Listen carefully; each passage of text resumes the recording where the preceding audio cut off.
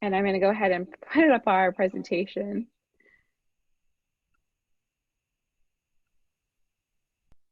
and we'll get started.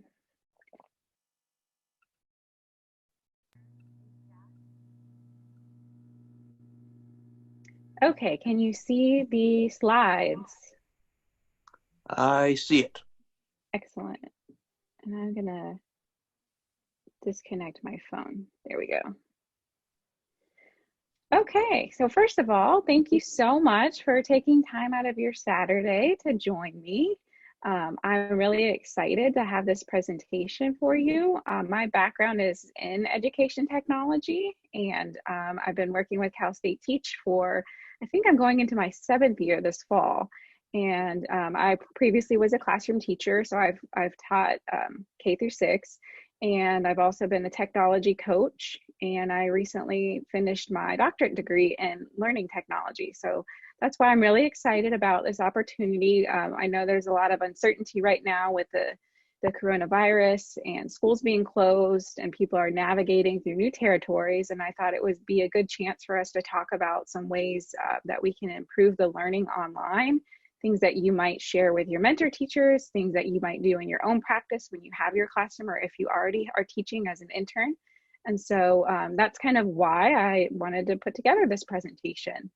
And you're welcome to share the resources with other people. So that will be all available to you today. You'll have a handout with several links. You'll have this presentation, and then I'll share the recording as well. And there will be a folder where we share lesson plans.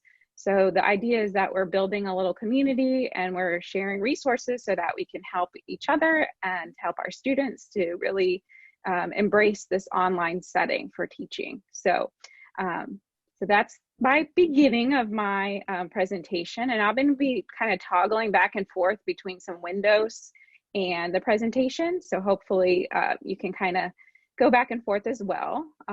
On this slide, I also have my email and my Twitter handle, so you can stay in touch after this, because I am in San Diego, so I might not see some of you in person for a while, but I'll see you virtually, hopefully.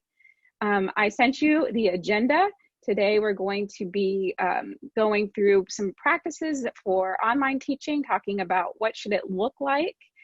We're also going to be talking a little bit about using platforms like Zoom, like we are on today, specifically for teaching. And what are some Google tools? I know a lot of you filled out in the RSVP form that your districts are using Zoom and using Google tools. So we'll talk a little bit more about what that can look like. And then we're going to walk through some elements that I think are really important for when you're designing online instruction, and go through a lot of resources. Now, as you know, there's a ton of apps and websites and resources out there, and I won't have time to go through every single one of them. So my goal of this session today is not to get you really strong in one particular tech tool, because that would take a long time. But it's more to give you an overview, and then it's up to you if you want to go deeper with any of the tools and learn a little bit more about them.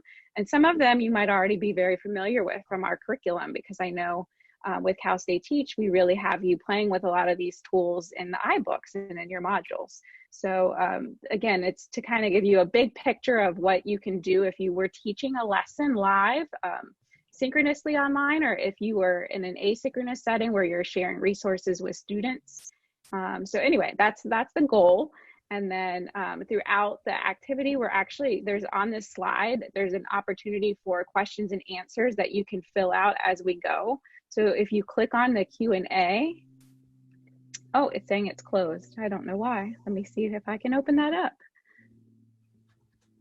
You should be able to add questions. Miss Kelly, do you mind sharing the link to the PowerPoint again? Sure. Let me go back up in the chat. And I'm not sure why my question and answer is not working, but let me get to the bottom of it.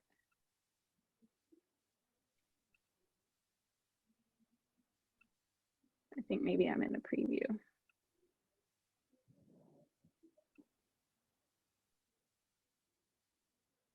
Okay.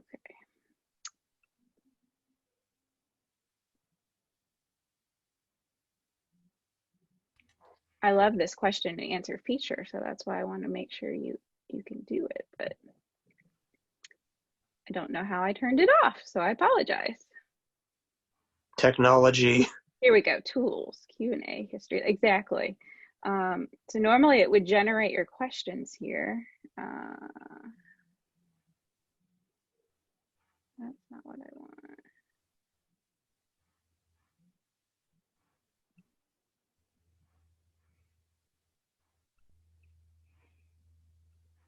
Well, I don't remember exactly where I was when I actually set it up. So if you have questions, since we're kind of going back and forth in different formats, you can put them in our Zoom chat for now. And I'll see if I can figure that out when we have our little break.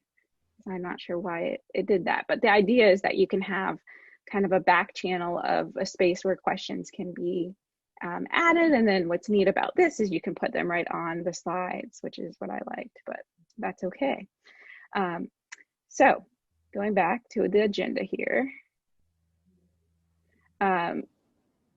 your questions you'll put in the chat instead.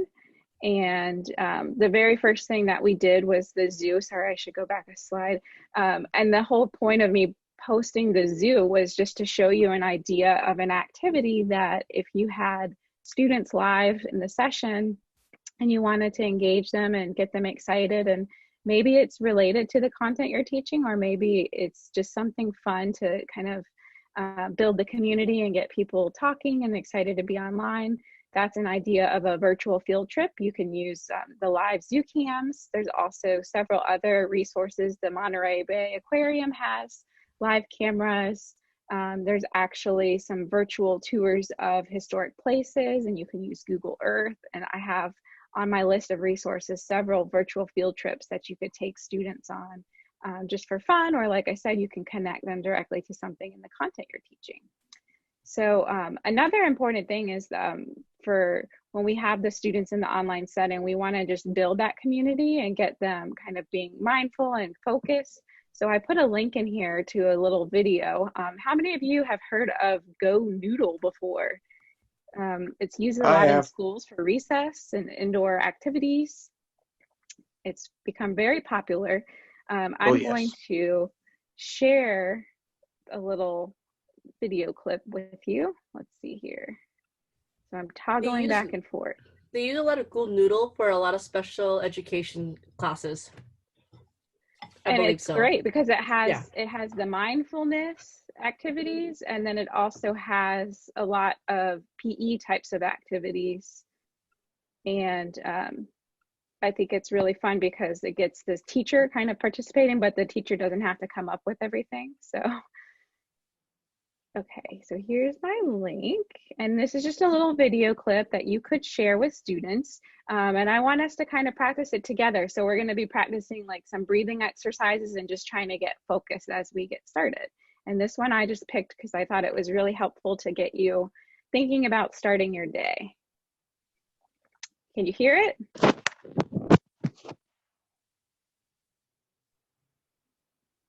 No. Nope. No? I can't hear the sound. I see it. I don't hear it. Okay, let's see. Sorry. I was gonna play it on the other screen. Yeah, you can play it on your own screen, but you should be able to hear it.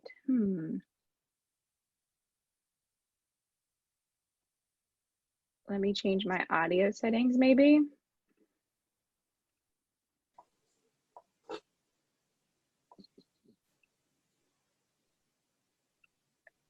Okay.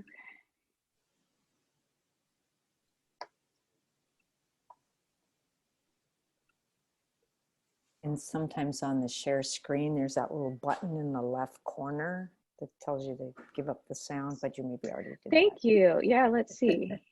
Share computer sound. I see it. I appreciate that so much. And of course, it wants me to verify it's me.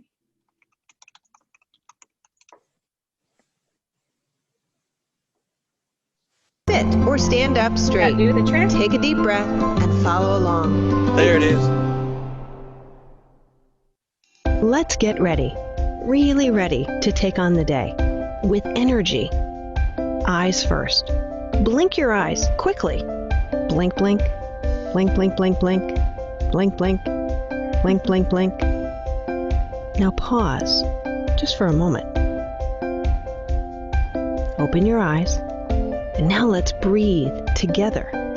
Breathe in one big breath using 3 short sniffs. Sniff, sniff, sniff. Then exhale. 3 more sniffs.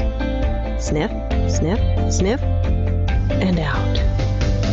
Now, reach your hands in the air. A little higher. Wiggle your fingers. Wiggle, wiggle, wiggle.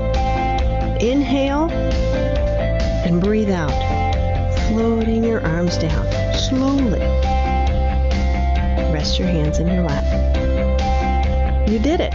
Maybe now you feel more alert and a little more energized, ready to take on your day. Make it a great one. Yay! So again, that's just a simple way that you can incorporate a little mindfulness and get the kids ready and focused and excited about whatever it is you're doing. I think we all kind of need that even as adults. So that's kind of why I wanted to include that. Go Noodle is a great resource too. It has a lot of free videos, both, like I said, it has PE types of activities, but it also just has relaxation things, yoga, stretching. So check out that resource. Make sure you make an account because you can use your Cal State Teach email and just really share a lot of the videos with students. So for the next slide, I wanted to get your take on what you think effective online teaching is. And I wanted to try using a tool that's called Pear Deck. Now, Pear Deck is an app that you can have in your on your devices, but it integrates nicely with Google Slides and with Google Classroom. So what you'll be doing is you're going to be going to the Pear Deck website and joining the class. I have an actual code that's posted in this slide, and I'm going to share a screen just to show you how to do this. So let me open up that tab. And that's the one thing is we're going to be jumping around a little bit so that you can experiment, because we know for learning it's important that we have some hands-on activities. So let's go to a new share. And when you join, you're going to be joining with this code. So you go to joinpd.com, or if you click on the bottom of the slide, if you have the slide presentation open, it should take you there. And it's FZHXW. That's a V, right? Not a W? I'm sorry, it's a V. I don't know. My brain, I don't know if my coffee's already wearing off, but yes.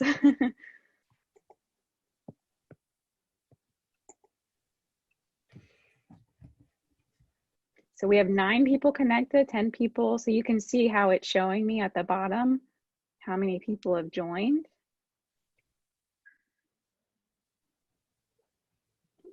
And Pear Deck is just a way to take that same presentation, but to add interactive elements. Where did you say the link was? Well, it's joinpd.com is one way you can go to it. Or if you have the Google slide open, it's in the very bottom. If you actually click on this part that says students write your response on my slide. Oh, there. Okay, I had the slide and missed the thing. No. I have a lot of hidden links in here, so.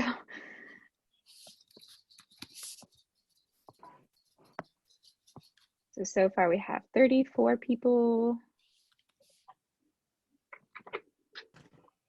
So I'll give you a couple more minutes. I'm in. All I think. Except it's just showing me the first slide of the presentation. I can't do anything with it. Yes, that's because what's neat is that I can control where you go in the presentation now. Okay, I just wondered. So that's a helpful thing for you if you were teaching little ones and you didn't want them to jump ahead. Aha. Yes, quite. I see it. I see it. Yes. So we have 2/3 of the class logged in. And you can create a Pear Deck account. It's free. Some of the features obviously will be better when you have a paid account for a lot of these things we look at today, but they do have, you know, free things that you can do. And also because of the COVID-19 situation, a lot of these programs are actually giving teachers free access for a longer amount of time, and they get more of the resources that you wouldn't have access to. So that's a nice benefit. I had a quick question. Did you, oh wait, are we viewing your screen right now? So right now, that's a great question. Yes, my screen is showing up. So you'll want to make sure in the upper right, you should be able to minimize it so that you don't see my screen taking over your whole screen, if that makes sense. Because sometimes what Zoom does is it will automatically make the presenter screen take over in the large size, and then you can't see what you're doing on your other screens. Did you find that place where you can not make it full size? Yeah, but it says you're viewing Kelly's screen. That's what it says on mine. So you want to look in another tab on your, like if you have your browser open, and you should be able to have the Zoom window be smaller and then be able to look at your browser so that you can see it. Does that make sense? It's kind of hard to explain. Well, that's why, because I'm using the app, the Zoom app. That's right. I get Oh, it. if you're on a mobile device too, it can be a little bit trickier, which is because it takes over your whole screen. And that's okay. You can look at it right now through this way, and maybe you can play with it a little bit more after the fact. So I'm going to go, it's like inception of screens. I have a screen within a screen within a screen. I'm going to go to the presentation.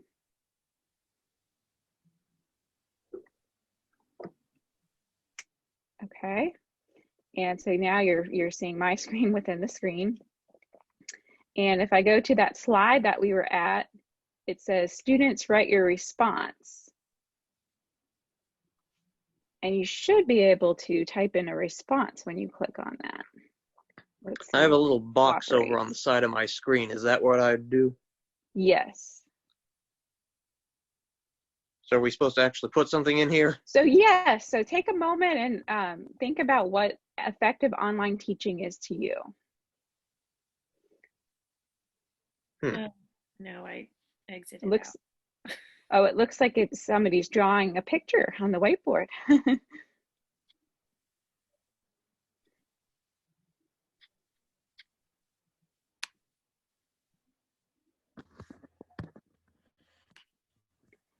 And I'm going to hit show responses. So on my screen now, it's showing what you all are typing. So effective online teaching is providing students with the resources and support they need to connect with the material with the fewest restrictions possible. It's engaged, fun, responsive, and comprehensive, connecting with all students, guiding students to reaching the lesson objectives through engaging. I think that might have been cut off a little bit, but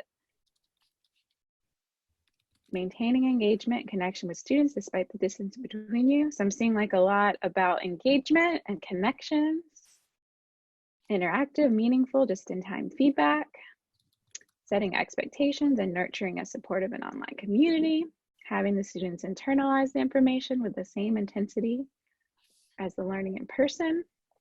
Awesome answers. Effective teaching online means that students are learning and creating using online tools, simple to use and engaging.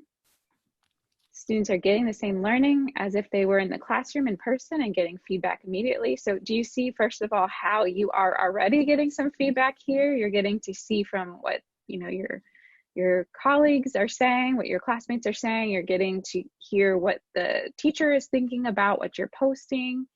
It's instant feedback for the teacher as well. What are the students taking away? So this could be like a form of assessment, right? To kind of hear from the students. And then what's neat too is, so if I go back, I want to make sure we show all the answers. So let's keep going first. So on the teacher end, you can see their responses, but on the student end, we only see what we write. Is that correct? Right. And I don't know if does it give you an option to be able to see them? I think it's more of me being able to project it in presenter mode. Yeah, it doesn't. It's just a. So let's see if it will allow, if I can do something. So I can lock the screens. I can add a new prompt. Let's go ahead. I'm going to go ahead and end it. So people hopefully have had a chance to write something. Let's see what happens when I end it.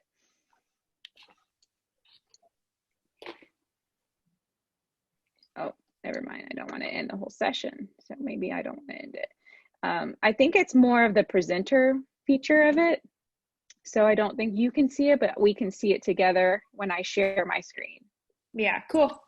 Cassandra, can cool. I ask a question? Is there Yes. a way to see the student's name? That's another good question. I'm going to change the layout here. I think I have it set up to be anonymously, but that is a good question. I would have to go in there and play with my teacher settings to see if it will show me the names and if I can present the names. So I'm not positive on that. But great way to kind of bring together people in the slides while you're presenting. What happens when you lock the screen? I believe that means like no one else can move around or add anything else. Let's see. Yeah. It says the teacher's locked responses for this slide, your current answer, and then that's it. It's black. So kind of a time management thing. If I want you to stop playing with the slides and move on in the material. So I'm going to go ahead and hit end, and we can name it. I'll call it question 1. And then I can go to my sessions, and I'm going to click on this session and open my little dashboard. So now you can see the names. Oh, cool. Okay. So Now, I'm not sure how you can project them in the real time. I don't know if that was a setting I just didn't have turned on. Maybe I had it set up to be anonymous. But see, this is a great way. Now I can actually give, a grade. Hey, you participated, you had this great answer. I think for a lot of students too, like if there is the anonymity, they're more likely to actually participate and say what they truly believe because they won't be judged. Awesome point. Absolutely. And this could be, it could be powerful to share who said what or to not share. There's different ways that you might use that. there's not a way to do the voice, like to connect through Parrot Deck with audio. You have to have them, like you need to be on a Zoom call and then, okay, everybody, let's access this link. And then they go to the Parrot Deck. Is that correct? Right. And it's, we're going to look at another one, Nearpod, and that one has some audio features. They both have different features. Some of them are similar, some of them are different. So we'll look at that one next. It has I noticed it has a little bit more. But if you were on a live lesson with students, then you would probably have to have Zoom or Google Hangouts or another platform going to have this piece where we're actually talking about it and projecting it. And that's what's tricky, is you would have to have more than one window open. Like you could be looking at my window, but for you to be able to type your responses, then you have to be able to go into another window and type them. And that's something we would have to teach the students to be able to do. Yeah. So, so great answers. I totally agree about engagement and connecting with students, and then just the power of giving that feedback, making it interactive. That's really highlighting one of the big points that I wanted to talk about today. So I'm going to go ahead and now switch back, and we'll come back to Pear Deck again in a little bit. So let me go back to my slides.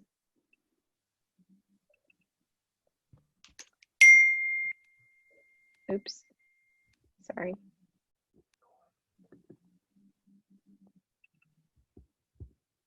Okay. Not the attendance form, but don't forget about that attendance form. So anyhow, that's a way that, again, I just embedded it. Now, if you already had your Pear Deck account, it would, and you clicked down at the bottom of this slide, it would take you right to the class. And the way that I did that, which I will talk a little bit more about, is if you go to add-ons when you're in Google Slides and go to get add-ons, there are a ton of things you can add. And so I currently have Haiku Deck, Nearpod, and Pear Deck on, and then I added Translator, which was really neat. So Translator, later I could actually make my slides in another language if I have an English language learner. So for example, if I go here to my agenda and I go to Slides Translator, and I noticed this too, I'm in my personal account and I had installed it on my Cal State Teach account. So it kept telling me I had to install it again. So you might run into that. Let me try it again now.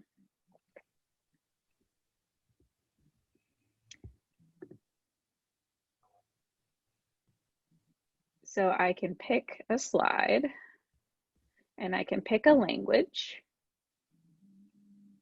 and I can hit translate and it will show in this side text box. It's funny how it says Go Noodle and in English still.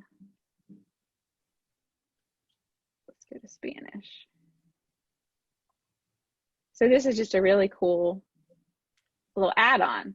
And going back to what we were just talking about, if I go to Pear Deck,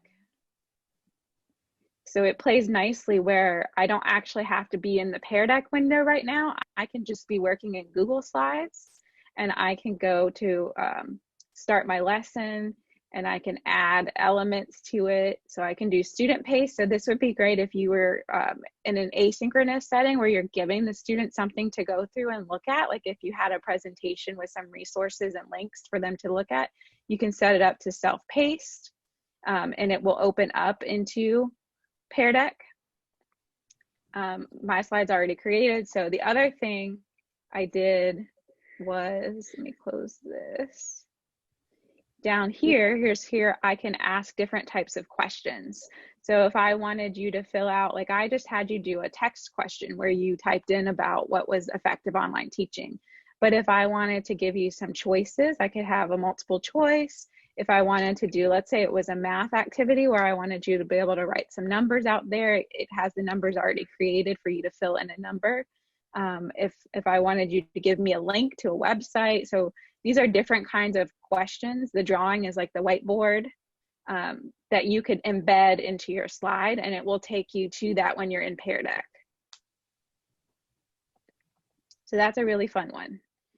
I did the same thing with Nearpod, which I have on another slide. So we'll get to the Nearpod add-in next. But while we're talking about add-ins, this is what it looks like if you go to open. And the Nearpod I found was a little bit more, it had a little bit more tools. Like we were talking about the audio. You can add the audio piece of it, kind of like Flipgrid, and videos. So if you see, look, it has a ton of things and even connects directly to Flipgrid. So Nearpod's really come a long way with some of these resources. And one of our colleagues, Laura McKay, one of our faculty for Cal State Teach, she recently did a presentation all about Nearpod this past week. So if you want to dive a little deeper into it, her recording is available. We can connect you to that recording. I did the Nearpod webinar. It was awesome, and I love Nearpod. It's amazing. Awesome, yeah, and it's great because they have what's really fun about it is they have a lot of already teacher created things that you can use and edit, and you don't have to sit here and make it all from scratch. You just have to be able to have your account and log in and look through materials. So, and I put a sample of that when we get further along. Are you able to, let's say I was making like a, I don't know, like a HyperDoc with Google Slides. Is this like Nearpod integration? Like I could add in questions that the kids would like click on if they were doing it on their own? Or is it only for when I'm presenting the document? So you have the option. One option is if you want to do a live session like we are right now, where I actually was projecting it, but you also can do what they call student paced. Yeah. And that's a great way that you could then give them the slides, and then they could go through and they could add stuff, and then you can go into Nearpod and access all the things that they responded to. So it would load their responses to Nearpod. It wouldn't make 100 copies of the document with their edits. Like exactly, which is really cool. So they're playing nicely together, and then the students, all their responses are saved, and then that's an assessment that you can keep. Okay, that's great. Yeah, so check out all the add-ons. There's so many. These are just a few. I can't cover all of them, but there's a ton, and these just work really nicely with the Google Slides.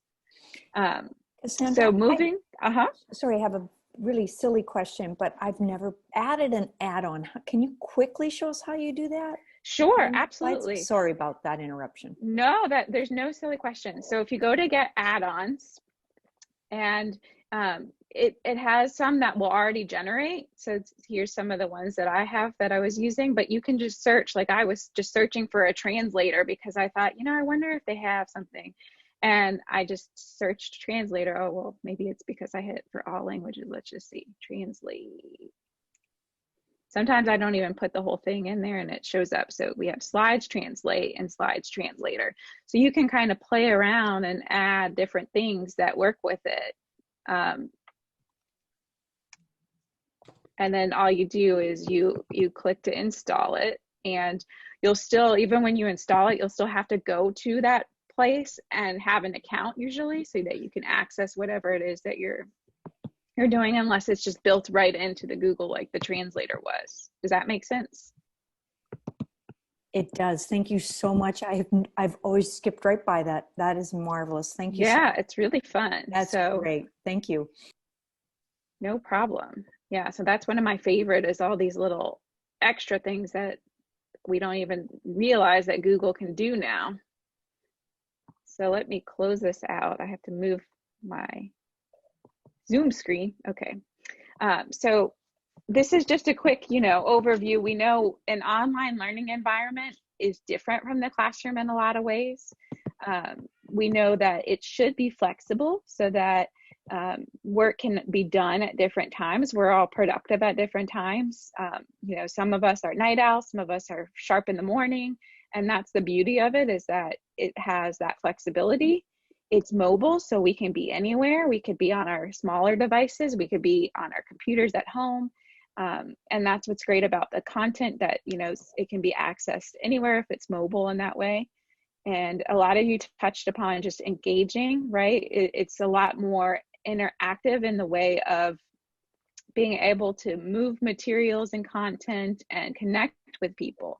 But that also requires, with effective teaching, to make it engaging, because it can also be the opposite if students are just staring at a screen, right? How can we think about ways to have them doing something meaningful to make it engaging? So when we talk about the learning environment, that was a big piece of it. Another thing people commonly can get confused is the synchronous versus asynchronous, right? So synchronous is like what we're doing now, where we're actually talking together live.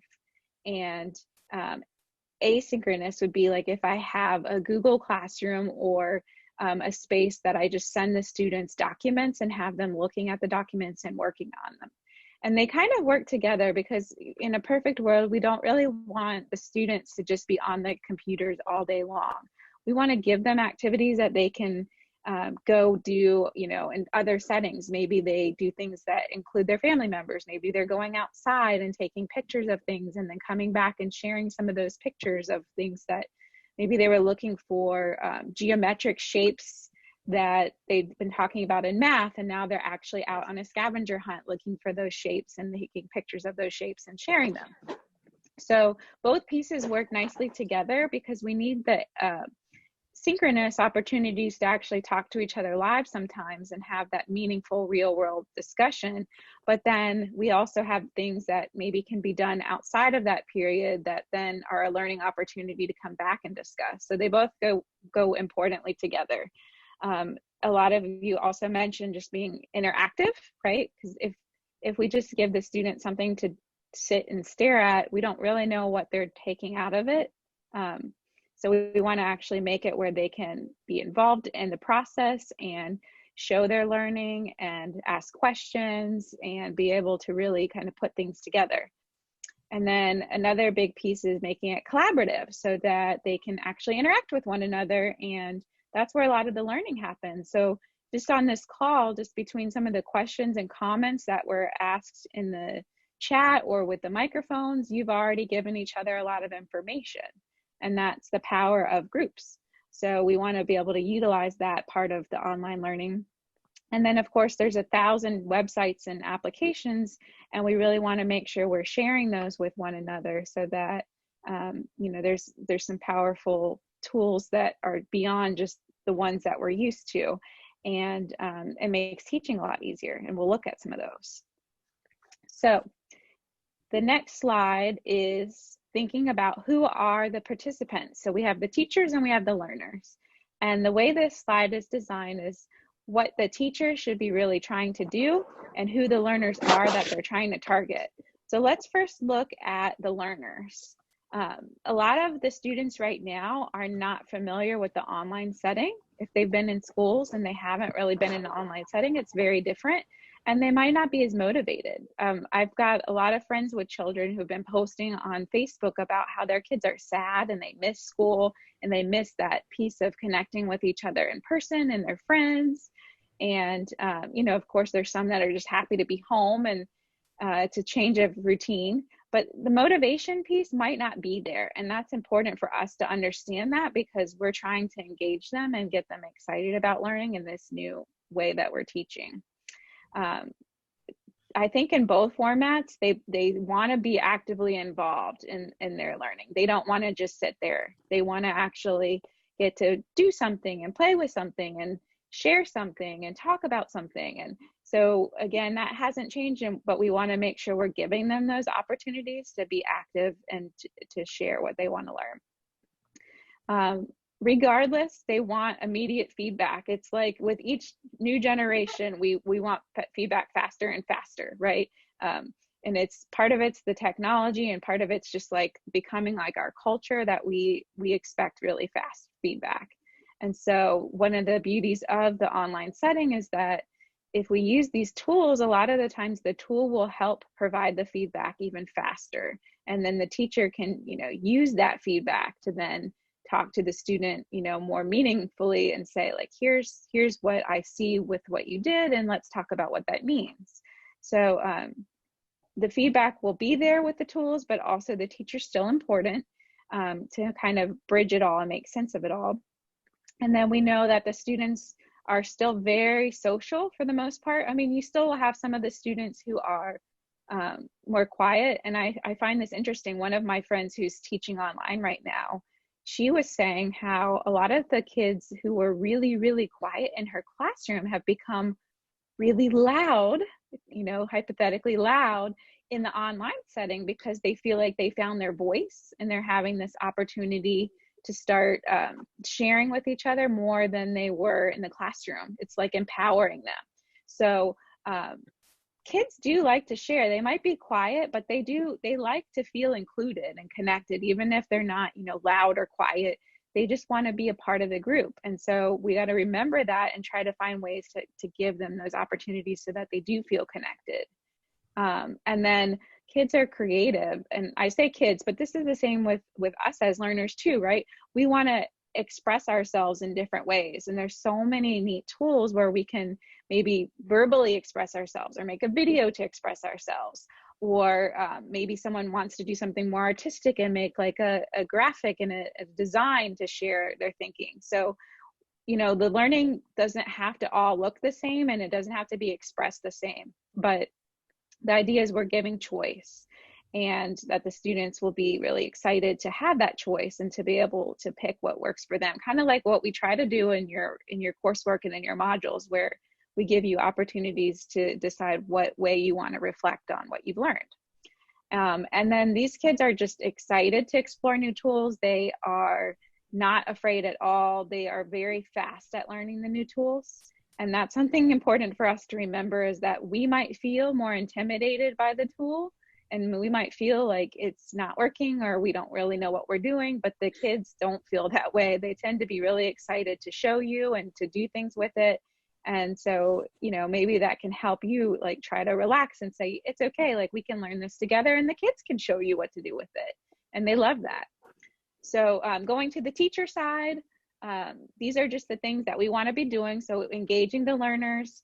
We still, even though it's an online setting, we want to scaffold instruction. So we want to give them some information, but also allow them to have opportunities to work with that information and to share their learning. And, you know, the guided practice model where it's not just them reading materials, we're still there offering support, but we're not, you know, just telling them everything. We're letting them figure some things out and giving them some resources to navigate through. And even though the technology gives some feedback, we want to make sure that we're a part of that feedback because we want to make it relevant to them and meaningful. So that's a really important piece. If a student does a Flipgrid or they do some sort of activity and you don't respond to them for like a week, that's already history to them. They have already forgotten about what that activity was. So again, it's that, you know, real time response that's key with this technology. And then the next bullet is that we know that the students don't all learn the same way, but what's amazing about the technology is that we can use different tools and media to address some of their learning modalities. Like I was saying, sometimes if they're more verbal, we might have them do a verbal response. You know, we might have them look at videos or look at building something. We might give them a list of materials to go find in their house and say, you need to create something and make a video of yourself creating that and share that with me. So, you know, again, they might not all have the same way to share their learning, if that makes sense. And then again, we talked about the power of choice, giving them options, and just being willing to try new things, because those add-ons we just looked at, they're constantly changing. There'll be a new add-on probably at the end of this call. And we want to make sure that we're just open to them, because if we just let them overwhelm us, we might miss out on some really neat opportunities with you know, some of these tools. So that's who our people are. So the next slide is an opportunity to collaborate again. This one is using Nearpod. So you should be able to click on it if you have the presentation open on your screen. And if not, you're going to go to Nearpod and use this code HIEZJ. And I'm going to open up my slide as well so you can see. Let's see here.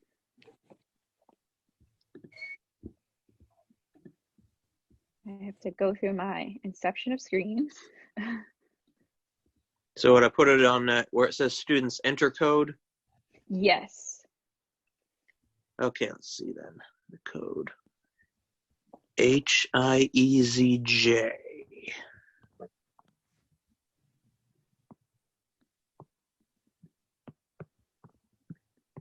And if anyone has questions in the chat, feel free to jump on your mic, because it is kind of tricky for me to jump and see the chat. I see someone had their hand raised. Lauren, did you have a question?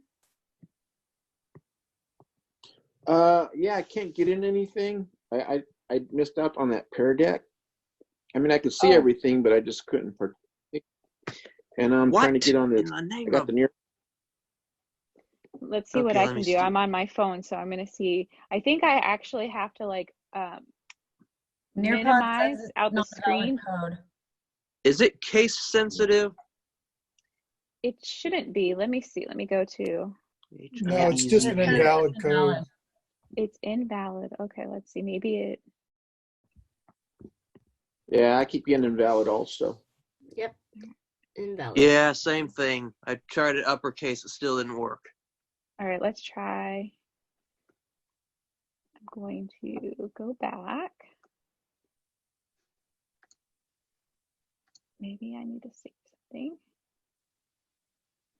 So this is what the home screen looks like when you have the educator version of it, and your Google Slides presentation automatically shows up. So I didn't have to do anything except connect my two accounts by using the same email address, and it automatically came here. So then this is that part we were talking about. I think, Tony, you were asking about if it's a live session or student pace. Yeah, I see. So I get to pick that. Let's see if it generates the same code or a new code. Okay, here's a new code. Let's try this one, MRKNY. I did it the other one earlier this morning, so I don't know if it just timed out. And this also plays nicely with Google Classroom, and some people are using Microsoft Teams as a place for sharing information and connecting like we are with Zoom. That one worked. Yeah, That one worked, okay. So the other one must have. Well, it gives me this screen, welcome to the session, but it says name and other. What am I supposed to do now? I think you put in your name, Okay. or you might have to log in, I'm not sure. You just put in your name. I just put Tony and then click next. Perfect. Join session. Now it's showing me what. Okay, here I go. So you just see my first slide, right? Yep, there it is. So I'm going to jump ahead to the one that we were on. It's again just like Pear Deck in that way, except it has other tools. So do you see how my one slide says collaborate? So that's showing you. Oh, here it comes. This is a collaborate board. Would you like to approve student comments before they're posted? So this is kind of a cool thing, right? Because what if somebody posts something inappropriate? Why does it say this collaborate board is waiting for teacher input? So what it's because on my screen, if you, I don't know if you can see both screens right now, but on my screen, it's asking me, do I want to give approval first? Because what if I have that one kid in class who wants to post something inappropriate? So I'm going to say yes, and I'm going to apply that for everybody. And now I can let you go in and answer this question. And you can actually add a picture. If you see, there's like a little place where you can add comments, and then there's a place where you can upload images. So I'm going to see if I can find something fun.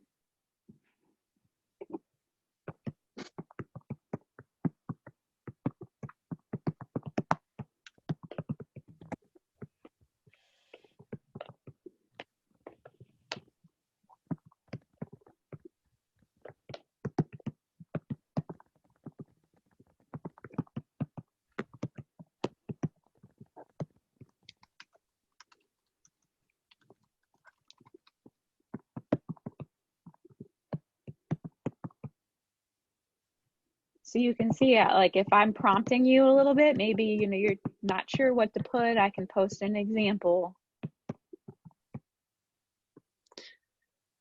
And it looks kind of like, if you're familiar with the Padlet format, it kind of looks like that, what it's going to do as it posts. Now on my screen, I have a little checkbox of like, here's what people have written.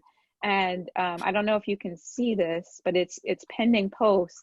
I'm actually approving people's posts to make sure they're appropriate. So if you said something that was not appropriate, I could exit out and it would not come through.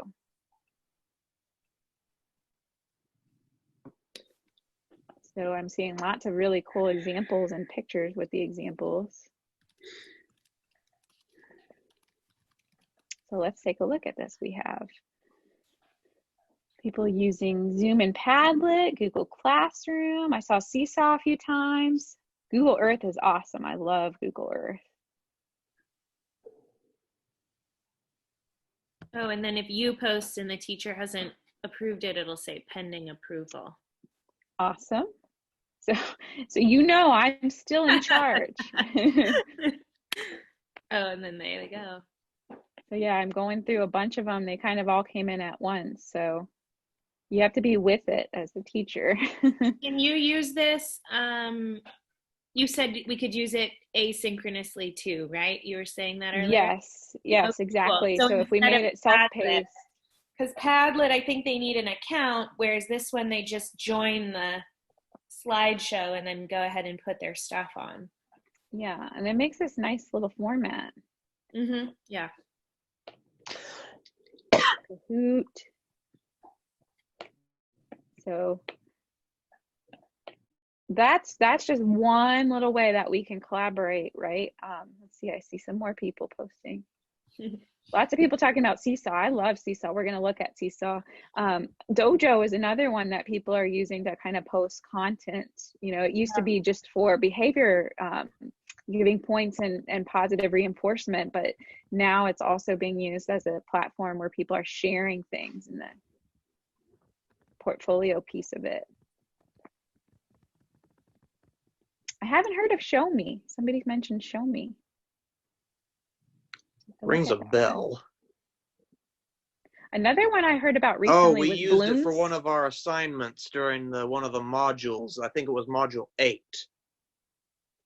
Okay. The virtual I haven't looked at that whiteboard. one. Yeah, I it love was a whiteboard. We had to do something about number talks or Number sense. Yeah. Okay, so that one's similar to Explain Everything, I'm guessing, where you can write out and make a video clip or something of your whiteboard. Something like that. Really frustrating, though. It only worked on an iPad. And you'll run into that too, depending on what devices the students have. Some of them are apps and some of them are like web-based platforms, and some work better than others. Tony, do you want to talk about Plickers? Because I don't know if everyone's used Plickers before. Oh my God, I love Plickers.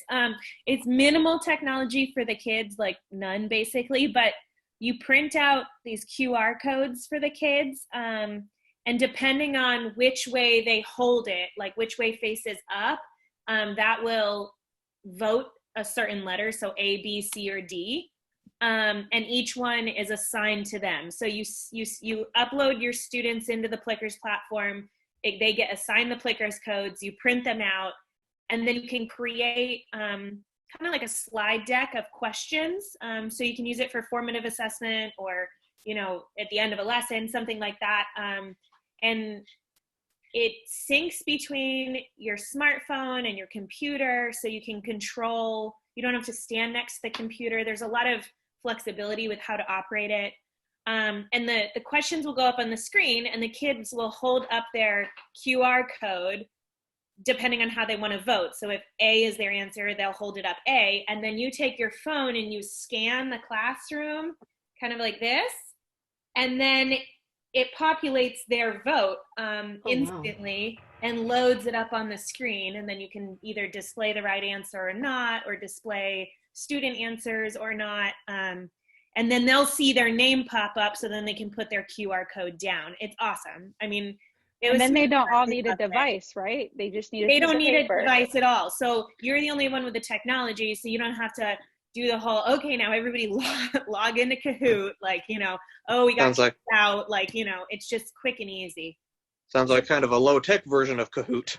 Yes. Yeah. The kids loved it. And I think you can buy the QR codes if you want like plastic ones, but I printed them out and they worked fine. Is it Plickers? Like Plickers? Yeah. Mm-hmm. Okay. Yeah. And that's I would actually say much that's- easier. That's much That's easier. probably easier as far as when you're in person, Oh yeah. right? But if you're Yeah, you wouldn't be online, able to like do it. learning like now, I don't know that you would need those as much, right? No, I don't know if there would even be a way to do it because you can't really scan.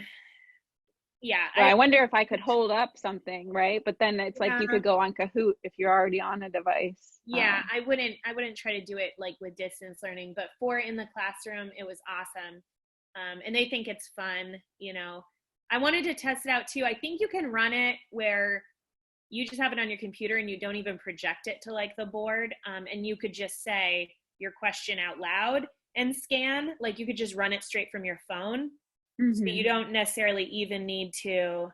So if I was doing like a math lesson or something and I was using like the board for something else, I could then run the Plickers app on my phone and say, okay, what do you think the answer is? And then they'd be like, oh, it's B, you know, and they'd all hold up their B and I could scan and I'd be able to see on my smartphone, okay, all the kids get it, or half of them, you know, are still confused without having to toggle on the actual large board behind me to have the Plickers load up there. So it gives you flexibility to do it either way. I had a quick question. So the students have their cue card, the cue card ID code. Mm-hmm. So how do they look for that answer? Like you say it'd be A, B, C. Are they supposed to put a letter and the cue card, Or No, turn it a different so, way. Yeah, so it'll say there's a little like A on the top. So if they want to vote A, then A would be the letter that would be going up, and B then would be pointing that way. And then if they wanted B, they would rotate their piece of paper. Oh, I get so it. So then the QR code, instead of looking like this, if this is the QR code and this is A, this is what B is going to look like. So when it scans this, then it knows you're voting B, as opposed to this, which would be scanning A. Does that make sense? Which is so fun smart. because it's Yeah. more movement too than just sitting there, which is kind of nice. Thank you. Yeah, for sure. This is the first time I've ever heard this one. I've heard Kahoots and other ones, but this one's much easier because not every single child will have a technology, iPad, laptop, whatever it is. Absolutely. But you probably have a phone or a computer. You know what I mean? So, yeah. So it makes that's much easier. Makes it more accessible. And it worked really well. Even my like kind of more impacted kids, like or kids that weren't really like necessarily paying attention, like they could figure out how to like hold up the QR code. There wasn't issues with like, you know, logging in and all that. And I think I've seen people use it even with kindergarten. Those teachers will like make it more obvious, like on the back. And I did this actually for a couple of my IEP kids, like on the back, I wrote A and an arrow, you know what I mean? So it was really obvious to them which way they needed to hold it to vote. Whereas like normally it's just a little letter. Or you could color code it maybe or something. Yeah, depending on your grade level, you know what I mean? Or you could also do like point that it works good like with A the little apple. kids. Yeah. There you go. That's a good idea. Very, like hold very the apple up if you wanted to vote apple. Yeah. visual. So Awesome. Thank you for sharing that. Yeah. There was a question in the chat about, you know, if the student said something inappropriate. And so I can block it, but I could also, you know, if we were using like we are right now with Zoom, I could go in the chat and I could just privately send them a message and say, you know, I noticed your thing wasn't as appropriate. Can you go back and add a new one?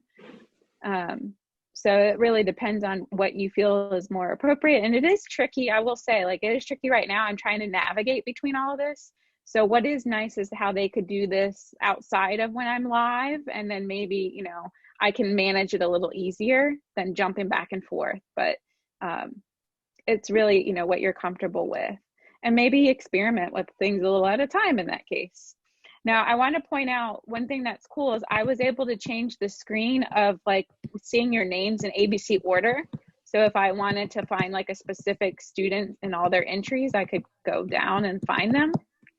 So I can see Karen, you know, Karen does have a response. Kaylee does have a response. And then I can also like things. So I can say like, wow, Google Classroom, this is a great one. And then I can display, I think you can like things too. I can display it based on what people like. So I can look at likes, and then all the popular ones could be on the top. Are you able to do that on your end as well? Yeah, we can like the posts. So it's kind of again, it's making it look like we're on Twitter or something like in real time, or Facebook, where, you know, things that are getting likes are now at the top of the feed and they're showing up. Mm-hmm. They move on our end too. When they get likes, they're starting to organize. Which is really cool. So it's, again, making it more interactive, and it's drawing our attention to specific things.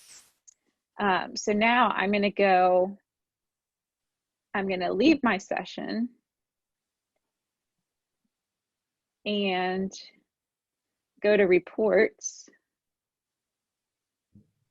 and I can go to a post-session report.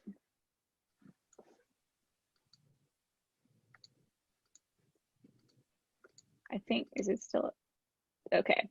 Now, do you see how it's generated a little report here that I could download if I wanted to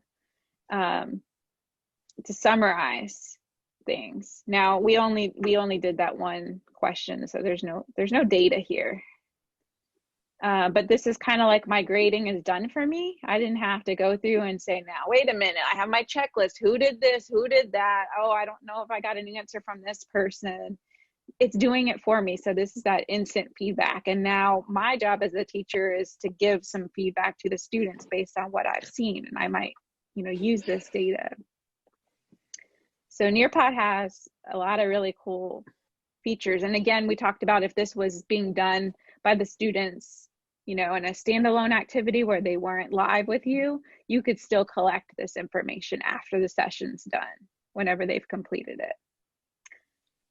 So I'm going to toggle back. That's a little sneak peek of Nearpod.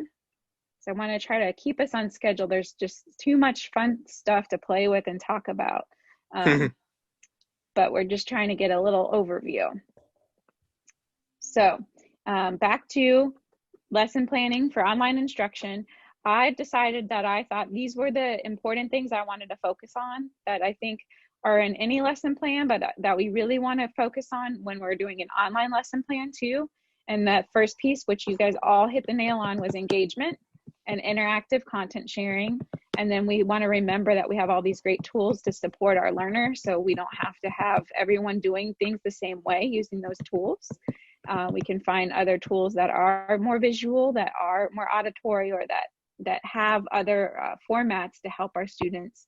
And then because it's all about, you know, teaching a lesson, we want to have elements of assessment where we can find out, are they actually understanding and processing whatever it is that we're teaching them. And so remember, that's going to play a role throughout the entire process. And just looking at what we did in Nearpod and in Pear Deck, that could be an assessment right there, right? I could count that as an informal assessment where I'm just kind of checking in with everyone. Or if it's something they do later and I'm going to look at, that could be, you know, a summative assessment where I'm looking at, you know, their takeaways from a unit we've done all along.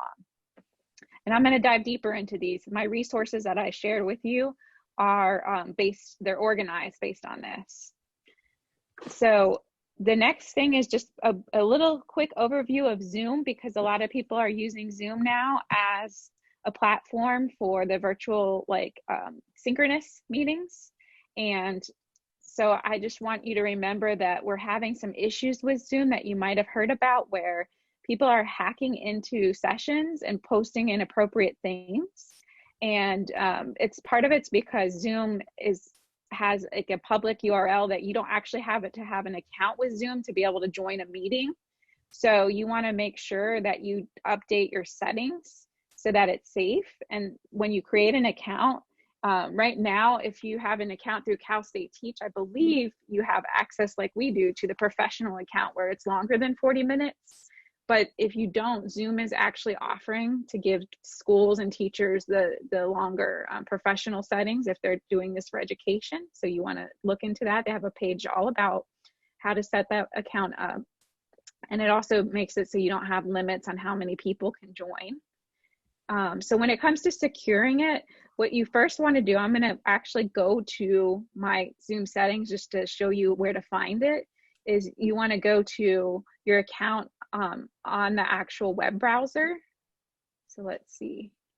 I'm on my Zoom account, and you go to settings. And one of the biggest things is you want to make sure that you don't allow everybody to share their screen unless you give them permission. So one thing is you can make a password so people can't join your meeting unless you've actually given them that password link. You can also make sure, like, if you are going to post a link to have everyone join, that you don't just post that like on Twitter. If I were to post today's session link on Twitter, anyone can come in. So even if they're not part of Cal State Teach, I can limit it so that I have to actually see who is joining based on like their email or their name.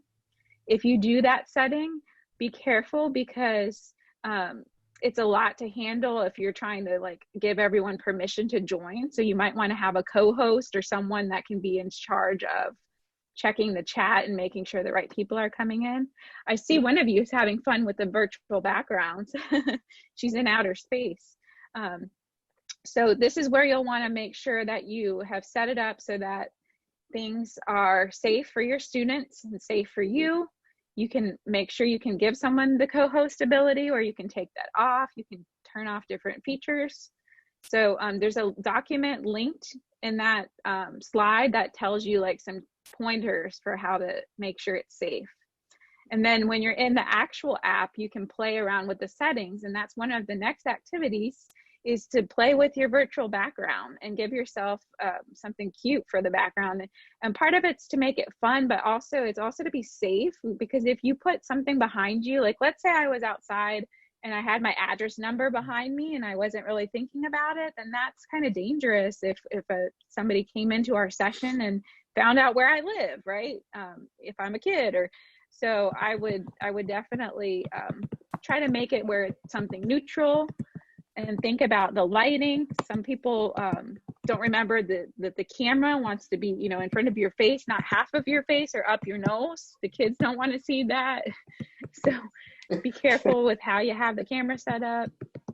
I have a question about Zoom.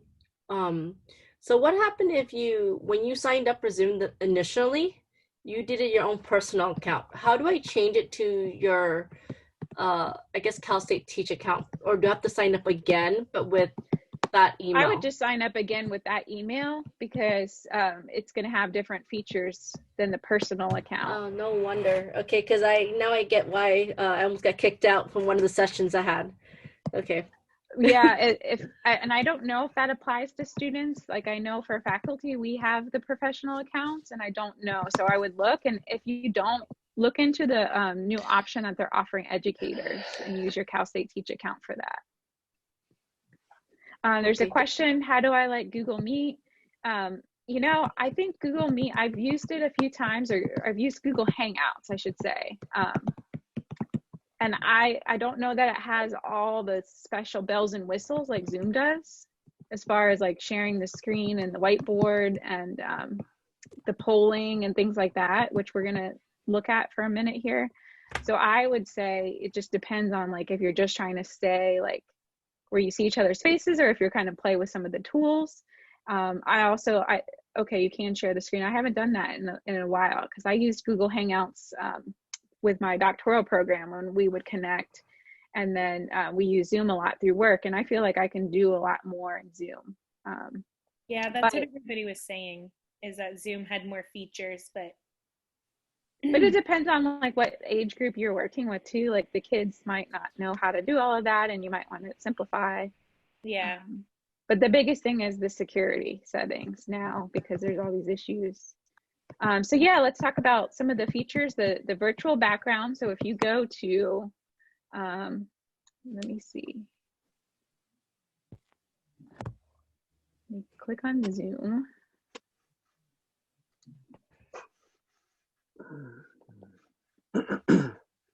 Me and all my windows.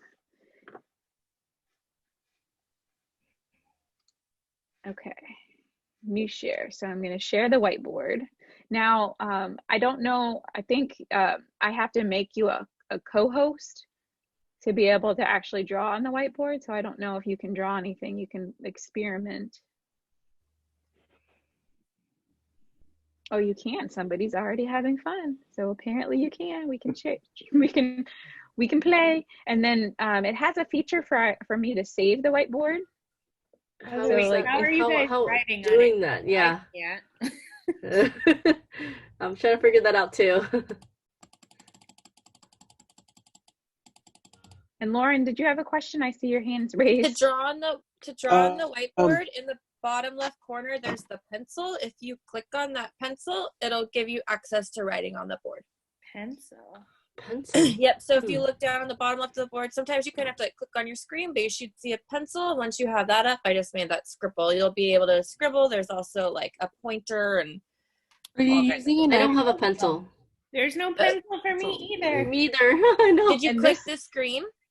And it can be on your computer too, Karen. It says I'm actually on my Cassandra computer. Kelly's screen, and it's down on the left.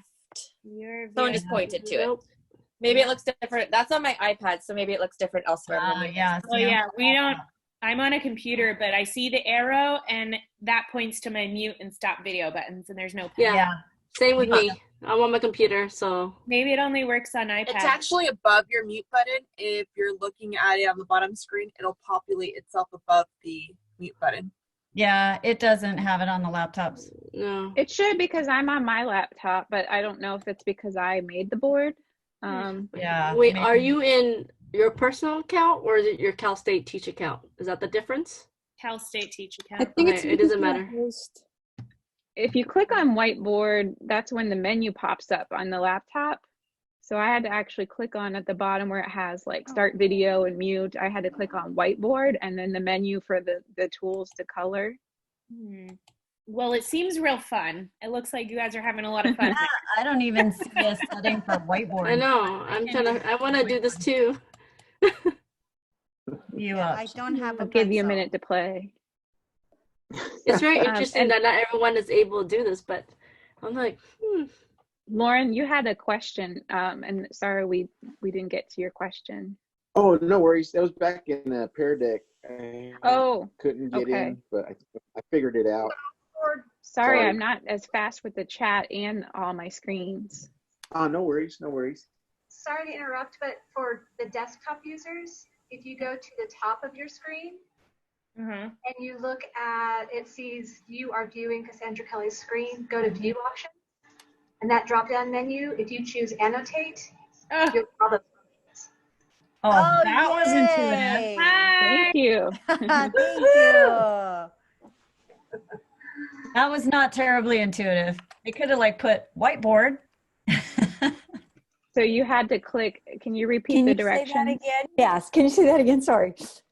Okay, so go to the top of the screen, all the way to the top where it says you are viewing Cassandra Kelly's screen, click view options, and in the drop-down menu, it says annotate. And it'll populate all kinds of fun things. Yep. And then you can just click off of that, I believe, to get out of it. I think. Well, oh yeah, there's an X, so you can get out of it. You can close that function. See, we're all just like kids. We want to have fun. I was just going to say that. So I'm going to share another thing with you. Let's see here.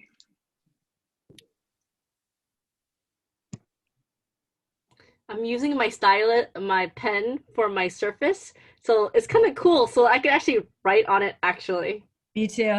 I got one too. Oh, you do? I'm a tablet girl. Oh, I have a Surface, so I used to do graphic design, so I use it Me for too. everything. I was a graphic designer for over 10 years. This is your best friend. Oh, this yeah. beautiful pen. I hate mice. You hate yours? Oh. So now do you see how you can, Whoa. you I can won't still use them out. annotate? Well, no, you see how you can still annotate. Like I wow. could put up an article and I could say, I want you to underline all the nouns. Oh. Or I want you to Wow. circle where all the punctuation marks are missing. That's cool.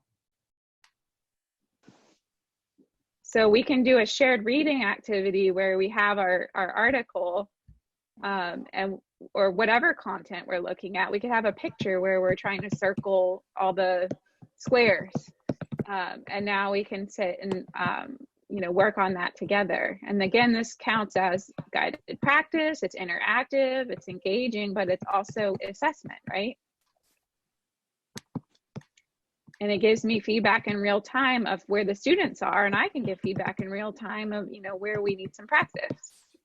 So this would be really good as well if you were just working like one-on-one or in a small group, Like I'm thinking point.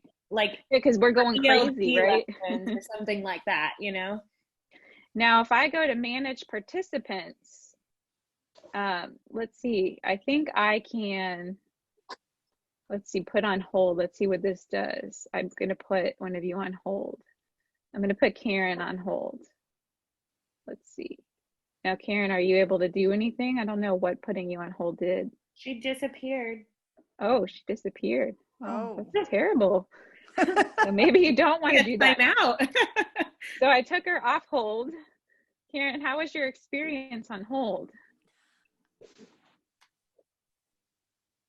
Oh, man. Oh, no. We lost Karen. So really quick, I wanted to mention, I was wondering about if you had control. I'm because back. I've seen Oh, videos. sorry about that, Karen. That's okay. What did it do? Did it kick you off? Yeah, it did. That's okay. Oh, okay. Well, you don't want to put someone on hold then. So I can't control how people write on the board then. But you're right, small group might be better. Was there another question? I was just going to mention, I'd seen a video where a college professor was trying to do a lesson and they enabled this whiteboard feature and everybody just kept drawing all over the shared screen and they wouldn't stop. And so it kind of just, the whole thing fell apart and they couldn't control, like, I guess you'd have to completely kick the students out, but you couldn't tell who was who either, like who was drawing and who wasn't. So it falls apart really quickly. And I've heard with younger students, especially, they just want to play around sometimes and sabotage it. So I guess there's certain things. Very good point. Yeah, and that's another reason why you might prefer to do something like this in Nearpod, because you could see how it had that built-in control and you could see who was doing what because they had the login. And you know, this is only good in certain audiences probably, and you would have to be very clear on the expectations. And that's why there's been all these issues right now with people you know, with security, with other people coming in and posting inappropriate things. So yes, definitely keep that in mind, that there are some concerns always with safety. But that's the annotation tool so I just basically, I shared, you know, a different screen with you, but I had the annotation feature so that you could annotate it. So now let's see how I can clear this.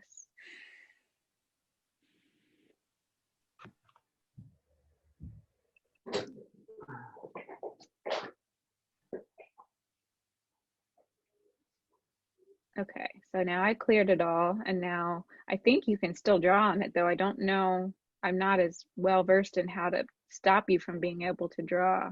So that's something we should definitely look at. Undo. So let's see.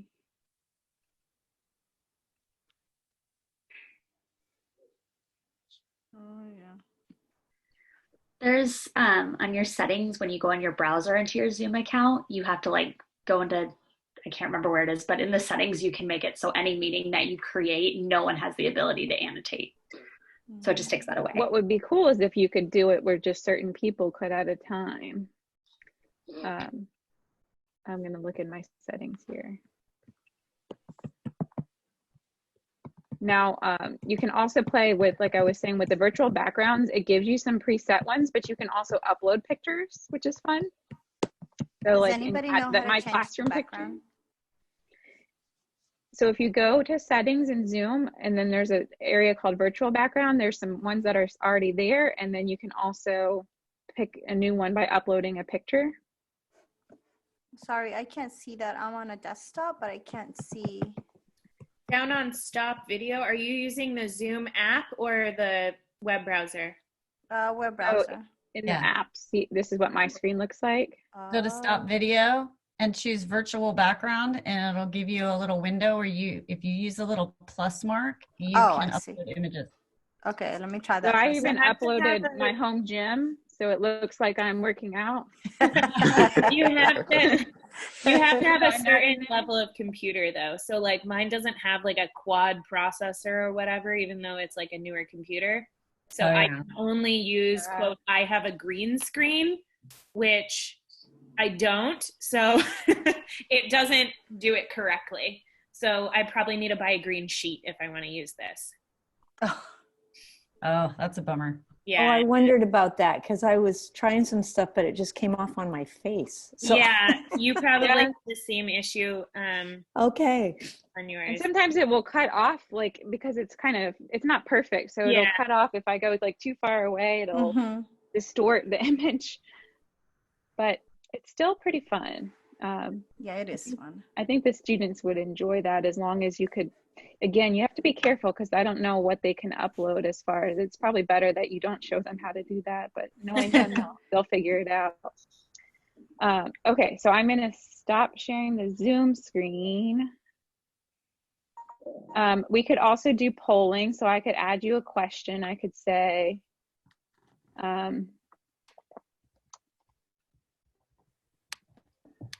still. So I'm trying to create a poll for you.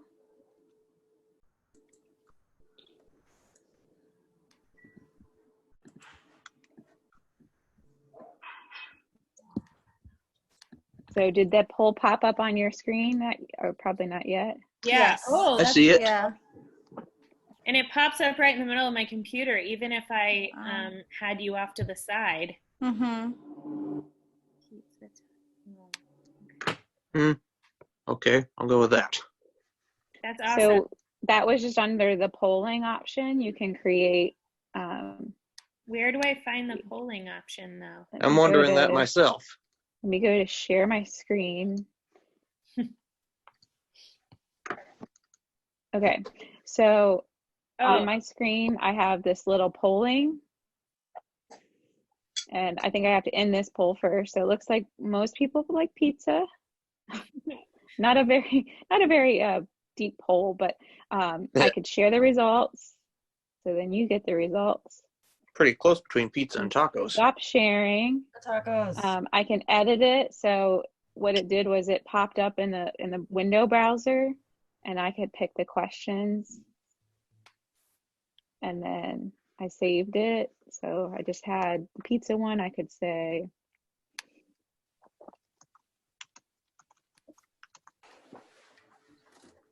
And sorry, Cassandra, where does that option come down to create poll? Maybe I need to upgrade my Zoom. It's possible too. Yeah, Zoom does upgrade a lot, and new features show up.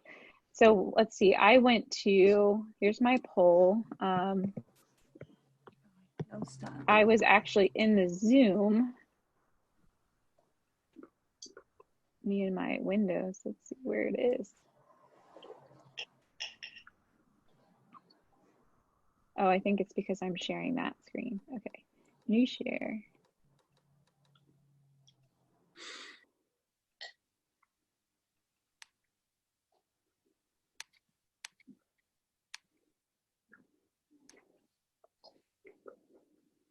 Okay, let me try this again.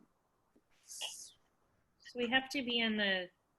So I was in the Zoom and, oh, it keeps going to that screen. So it's on the web browser, though, for our account, and we would go to the account. Oh, here it is. Oh. Yeah, it's not showing you on my screen, but it was a little button on the bottom, like where I go to mute and start my video. Okay. And it says polling. So we'd probably have to be the one controlling the meeting. Yeah, you know what? That's a good point. That's probably why. Can you see it popped up now on your screen? No? No. Okay. I'm not sure why it's not showing it, but that's how I created it. And then I can add the questions and you can do it ahead of time? So like if I had a meeting coming up? I don't know. I just did it on the fly, but it looks like you could if you're in the web browser.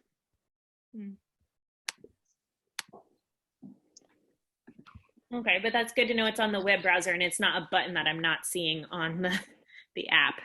Yeah. Correct. Because that's where I was looking for it this whole time. So the other thing I can do, I'm going to go out of this browser and back to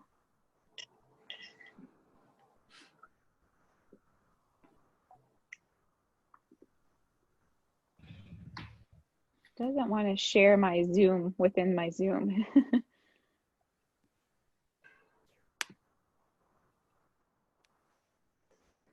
It doesn't want to do that. So the other thing is I can go to breakout rooms, which is another tool, and I could split us up into different rooms.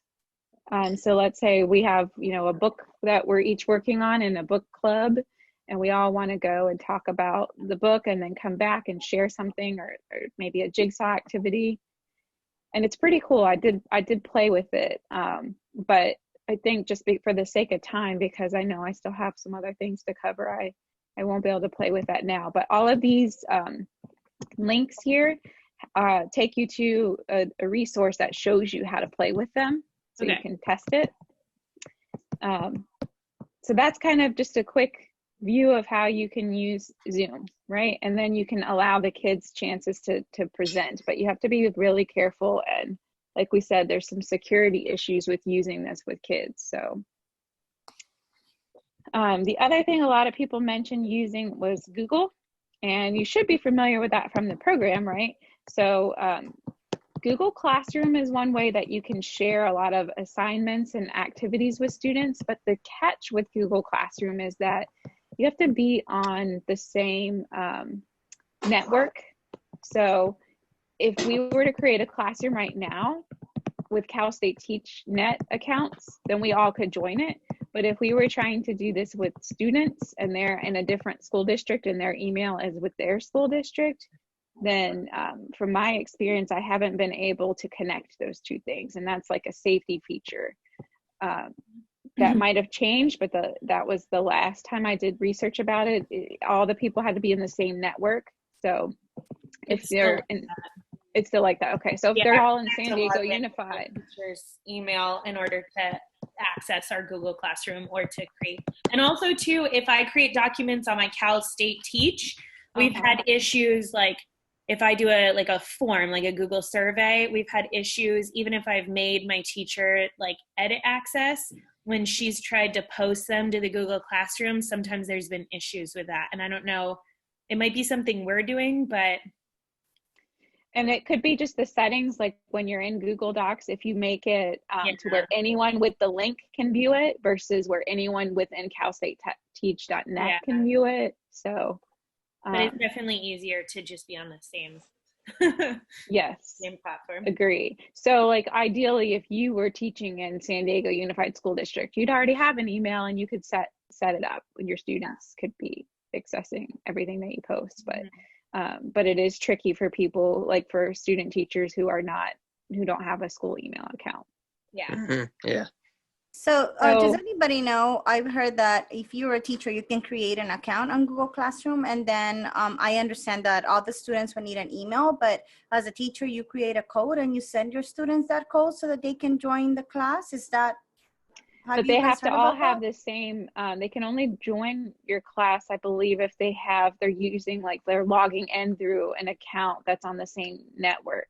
Oh, okay. Thank you for clarifying. So they would have to have like Cal State Teach email accounts. Okay. So they've done that to kind of micromanage that it's like within a school district or within a school that they all have, for security, I believe is why. But they need to all be on the same domain. It's basically how they have it. Okay, so I do have a slide about setting up your Google Classroom, but just know you won't be able to just share it with anyone because of that feature.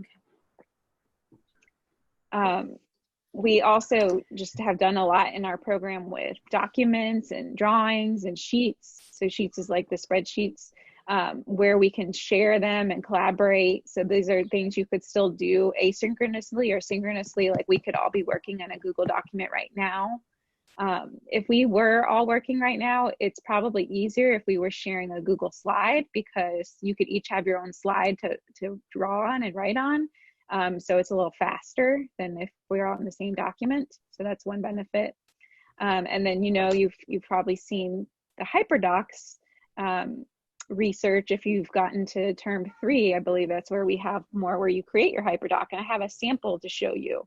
A HyperDoc is an interactive Google document. So it has links and resources and videos and activities that students can go through based on the content. And I'll show you an example of that when we get to the last slide. I have one in our shared folder that you'll look at for if you decide to create a lesson plan for feedback. Is there another question, or it's just showing someone's hand is raised? No?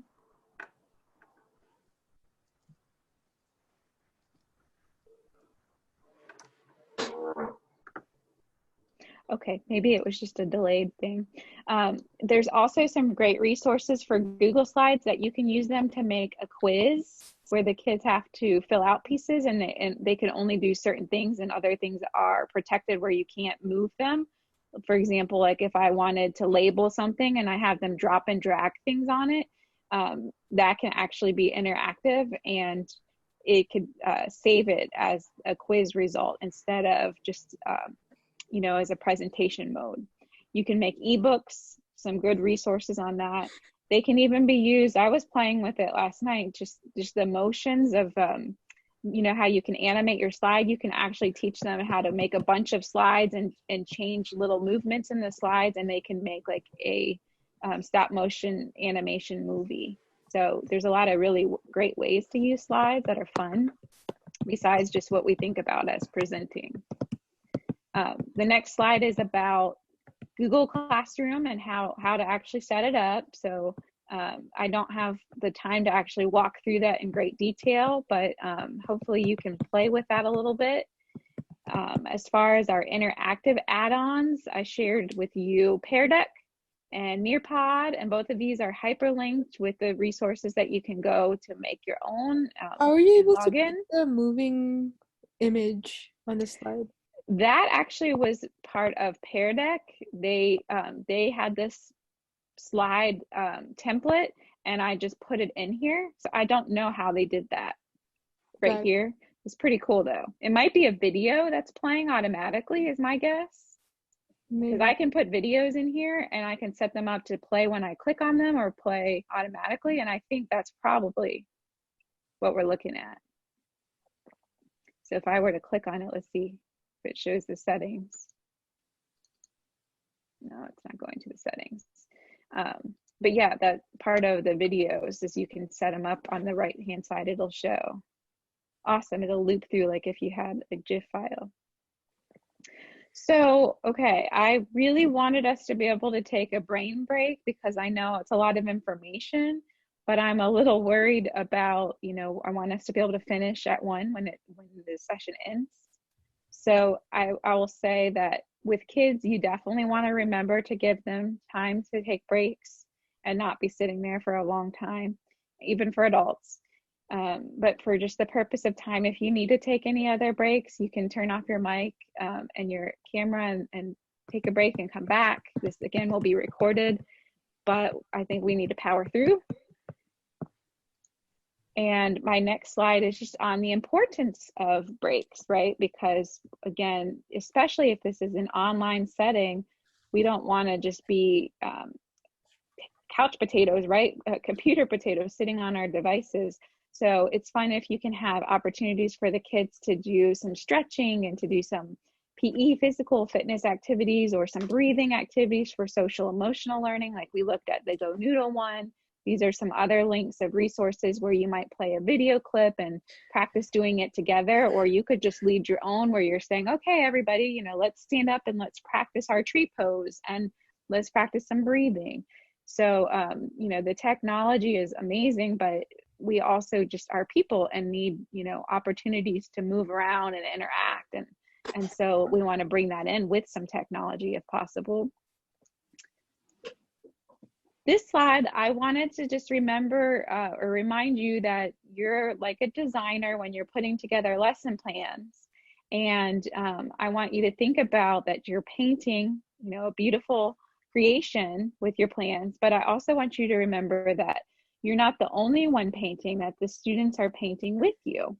And if you were to just give a bunch of, let's say, kindergartners some tubes of paint, what could happen with those tubes of paint? Whole lot of things. A whole lot of things, right? Like what? Could end up on the paper, could end up on the table, could end up on the floor, could end up on them. So they could squirt them out all over the place. I heard a lot of things that might be negative. Are there any positive things that could happen?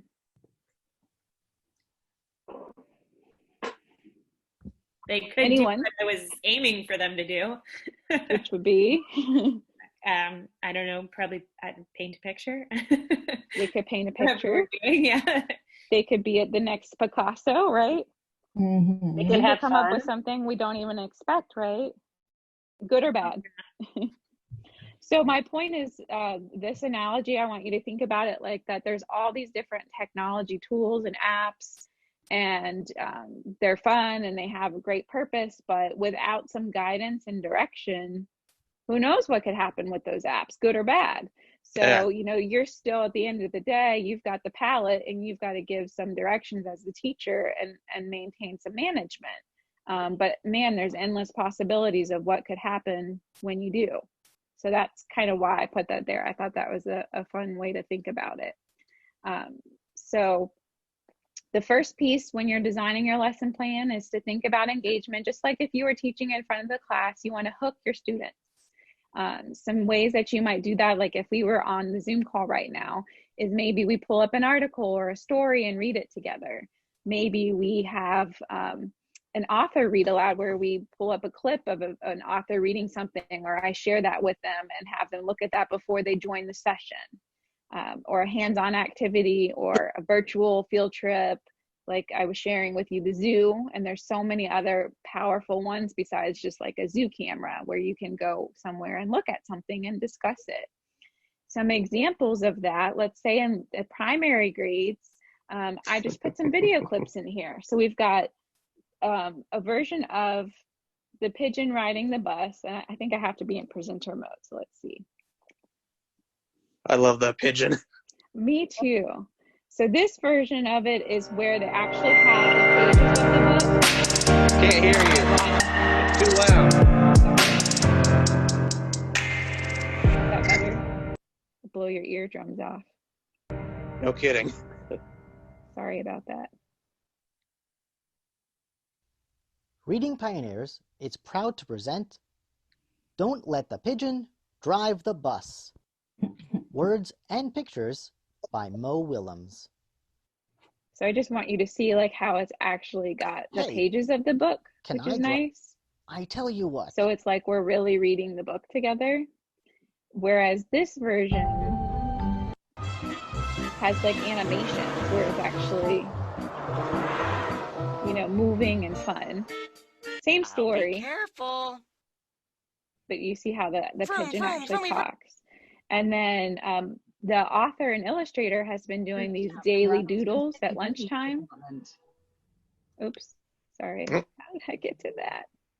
I don't know. Where he's you can draw with him. I think it's playing now. So again, it's just really fun. When I go to the Seesaw account, I put some activities that you could have the kids do as an assessment after you talk about these stories and these activities. I did put in a poll where you could decide if you think the pigeon should or should not drive the bus. That was back in Nearpod. But I just, for the sake of time, we won't actually go to it, but that's, how we could again connect with them in real time. For the upper grade levels, this is just an example for science. So I have some videos about what a microscope does, and what are germs and how can we use a microscope to look at germs. Then I created a BrainPop account, and then if you go to BrainPop, it will actually walk you through like a virtual simulation. Let me show you that one. That one's pretty cool. Is there a BrainPop that's free, or is it all? So right now they're offering some free features because of the situation with the COVID-19, but some of them, usually you do have to pay. So there's a free version that's more limited. Okay. So if I go to BrainPop here and play the game. Hello, Lab Assistant. Today, I don't know if you can the hear her. gram-stained yogurt sample with a microscope to get an idea of the kind of bacteria contaminating it. To learn more about the purpose and techniques of gram staining, please take a So look we at the could do gram this staining together virtual where I lab. talk to the kids while we're going through it, or I could give this We will to use a them to light do microscope before with or 10 times, after. 40 times, and 100 times lenses. The 100 times lens is an oil immersion lens. But it's This a pretty fun microscope works by way that we could magnifying practice mouse over the different parts of the microscope to learning learn more about a them. microscope. And it's more interactive than if I'm just saying, okay, here's a microscope, I don't have a microscope for them right now to play with, but what else, how else can I The teach slide is that? the diaphragm adjusts the amount of light on the slide. So I also have, besides the videos and the little interactive game, for if you were to go to News ELA, you can create assignments and activities based on articles that you can give, and you can actually differentiate the level of the article, the reading level. So if I have younger students or older students, or if just in my class I have readers who are not quite on grade level, I can adjust the level. So I'm going to show you in the screen for News ELA.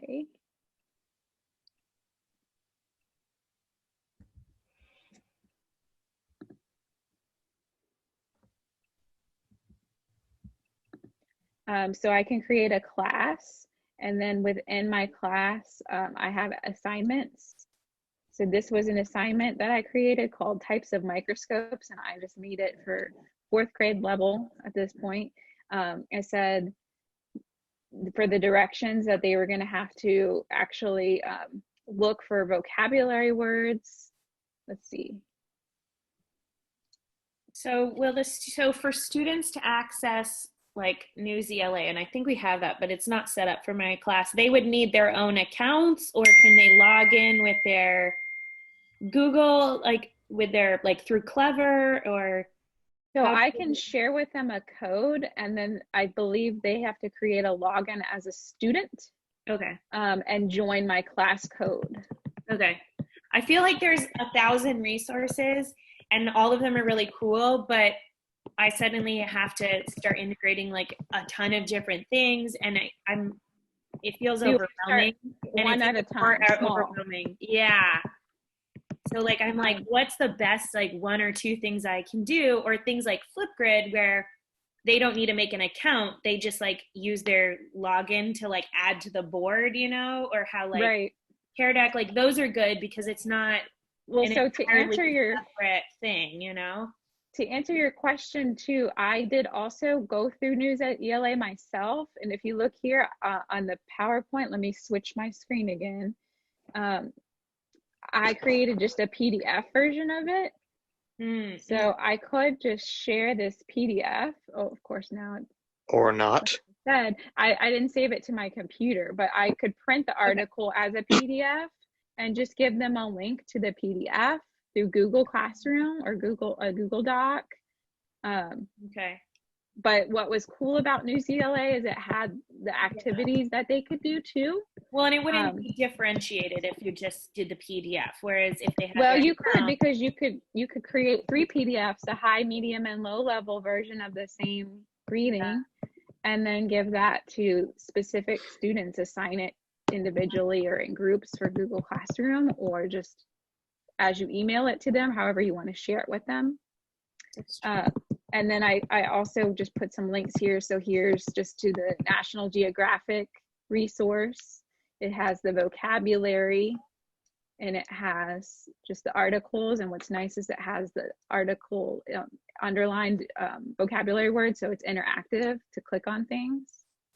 Now we could share this together. We could have this projected on the screen, and we could annotate it together. We could talk about it together.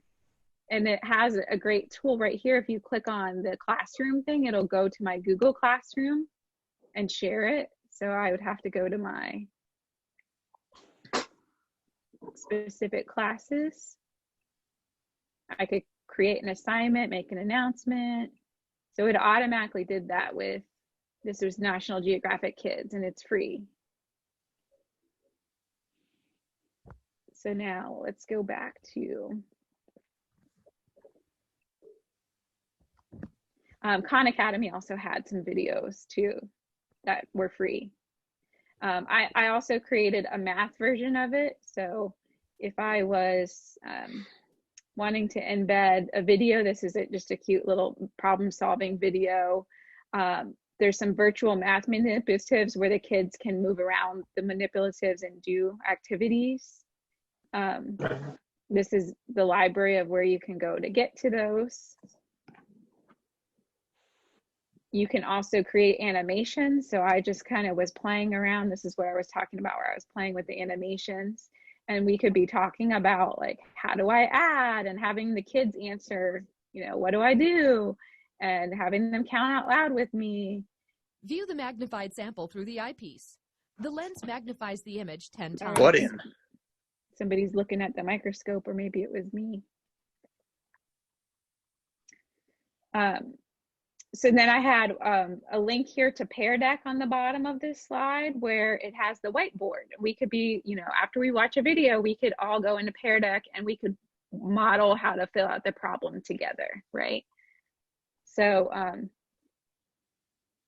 and somebody asked, I was just looking at the chat about the Brain Pop. It was already created and I just searched for it. So yes, so we can make that interactive and fun and engaging.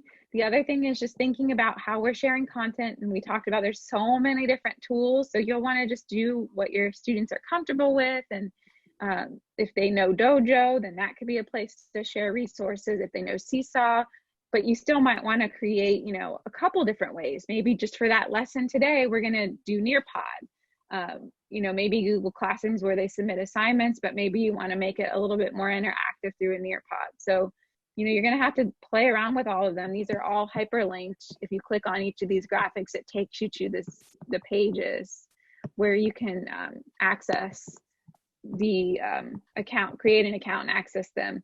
And I just want you to remember that these are the features that you want to have. You want it to be something that they can easily access and that they can collaborate, they can interact.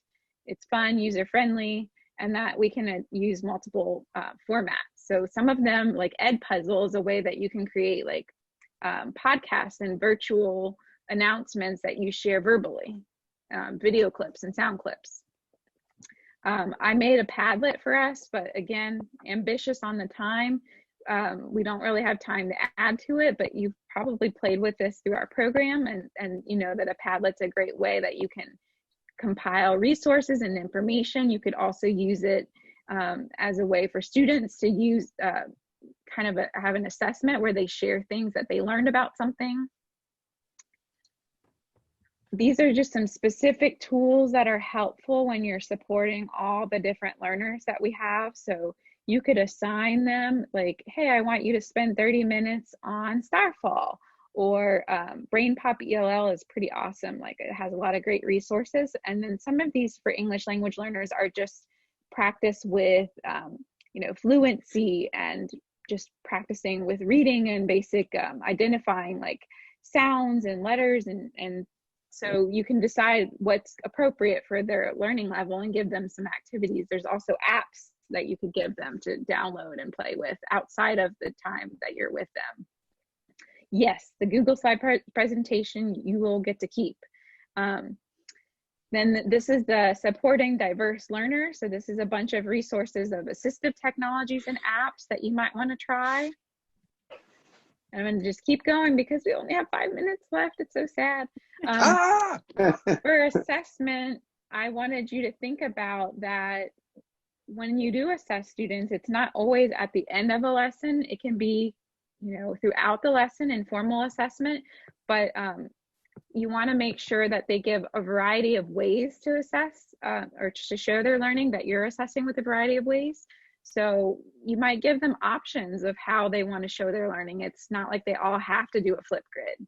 Maybe if they're not comfortable with Flipgrid, you only allow those who are comfortable with trying it, you know. Book Creator is a really fun one. They can actually go in there and create a book together, or they can create a book individually on a topic and be an expert. A Piktochart, I think we've done that in our curriculum too, where you can create like a graphic, an infographic. Seesaw is really cool. I want to spend a few minutes looking at Seesaw and quizzes because I know you're probably familiar with some of those other ones. But on the next slide, I created a quiz. And what's really neat about quizzes is it's a little different from Kahoot. It has more levels of data analysis that it includes than Kahoot does, but it's a very similar format. So let's go to quizzes just for fun and type in this code. So it's joinmyquiz.com. And I'm going to open my screen too.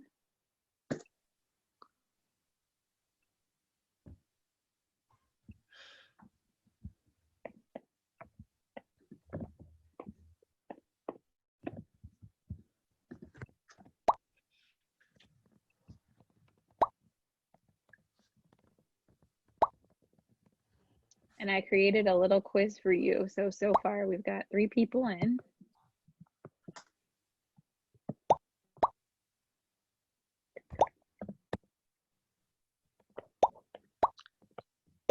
Let's see. I'm gonna join let it start for you. Let's see. Game code 265-840. So on my screen, it's already showing me what your accuracy is on answering questions. Wait, what? What do you mean match the requested format? Okay, that worked. Okay, let's.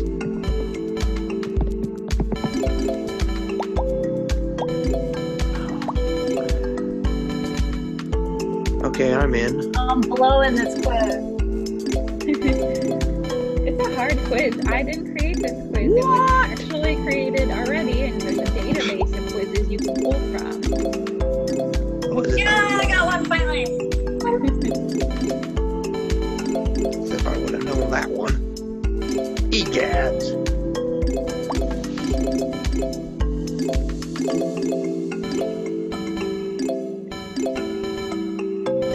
You can see though how engaging this is. It's just like Kahoot with our students. Are you kidding me? This is ridiculous.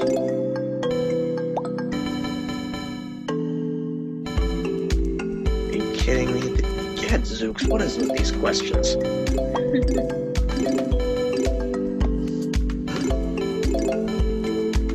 Now looky there.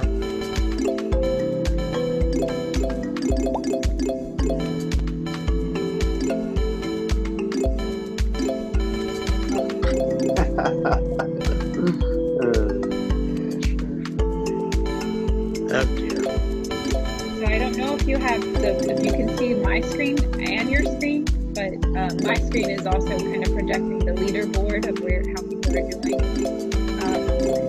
So you could bring that element of competition and make it fun. As long as your students don't feel bad, they get answers wrong.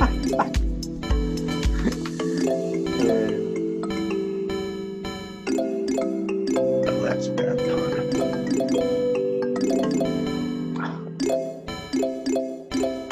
Another one right.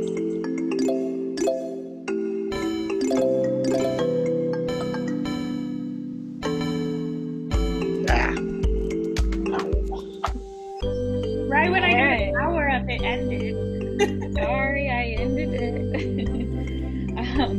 So it did give us, a little breakdown of here. I don't know if you can see my screen. It shows us the class accuracy, what the toughest question was, which one took the longest time, interesting facts about, what the accuracy was overall. But do you see all these like great breakdown? Here's my scoring. I don't even have to ask students the questions myself. I can just kind of use this to give me some discussion pointers of what areas we need to work on.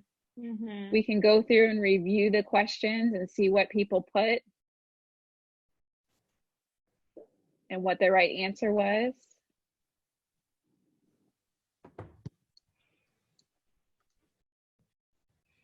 So this could be a lesson right here where we're kind of talking through it. Maybe this wasn't, some type of grade. This was just practice for us to get some prior knowledge and see what you knew.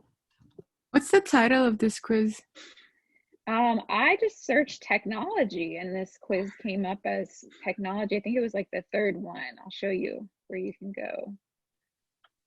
I figure you might want to know the answers. Katy Perry has the most followers, at least when this was created.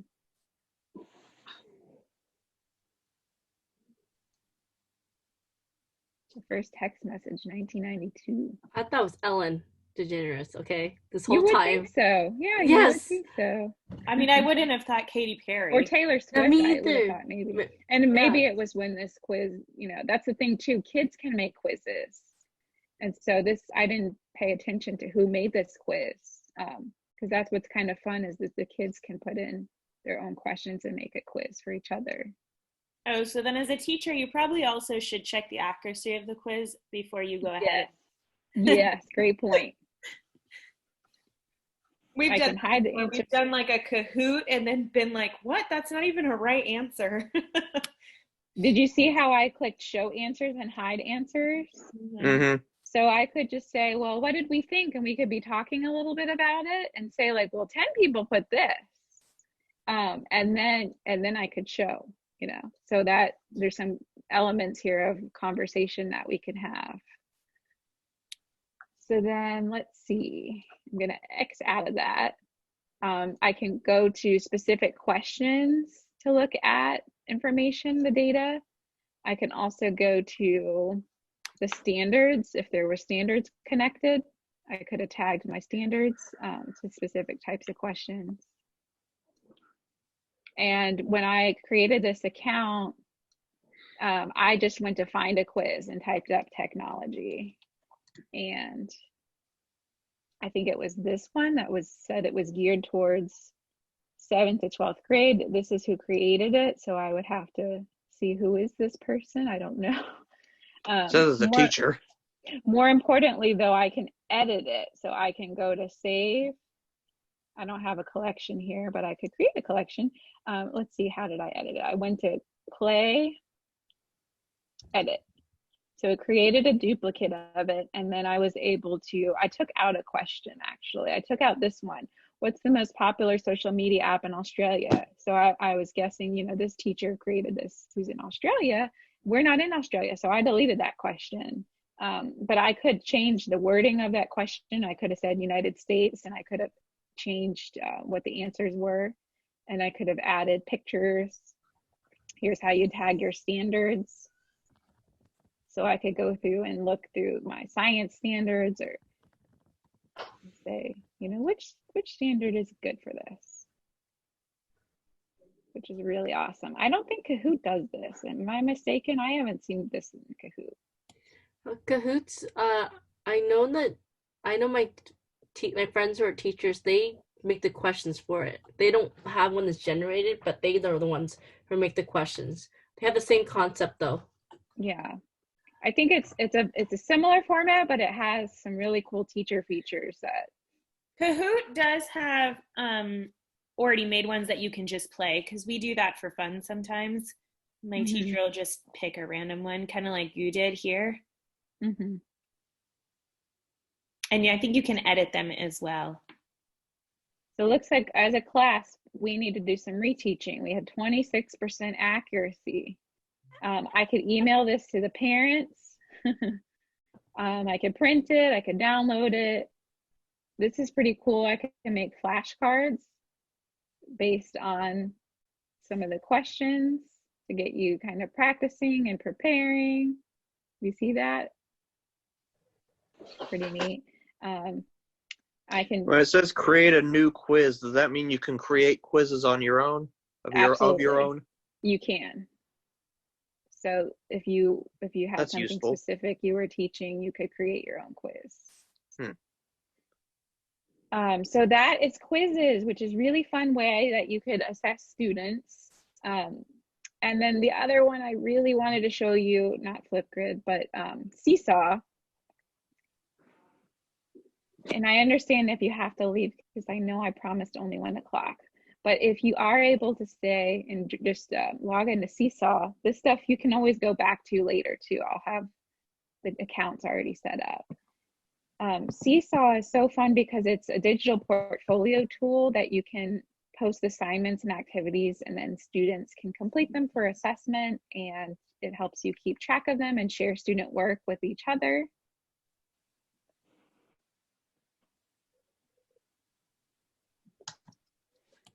So if we need we have to be as a student, not as a, let's see. Well, for just the ability to, I'm sorry, I was. Oh, like to join her Seesaw, yeah. That would if you want to join to see, I put some activities up already for you to look at that were fun related to my example. How do you log in as a student? It says, I see, log in, and then you could choose it, I'm assuming. And someone's asking for the attendance form, so I'm going to put it back in the chat. And it's also linked in the presentation on the agenda. So if you have the agenda saved on there. Oops, I think I just sent it to someone privately. Sorry, Jen, I sent it to you and not to the group. I do that all the time with Zoom. When you're chatting, you have to be careful of who you're chatting to. Oh, type the code. Okay. Let's see. SJRG. I put in the code and then it says create a student account, create a new student account. Did everybody get that too? Yeah, just use your Cal State Teach Gmail. Okay. Google. I tried that. Okay, now I can't get the rest of the code. The only problem is that if you create it as a student, I don't know if you'll have access to it as a teacher. So why don't I just share on my screen? Would that be easier? Okay, let's do that. Probably. Because then you can play with it from the teacher side. Oh. So if I go, it's okay if you didn't. You might be able to change the type of profile you have. Let me go to the activities.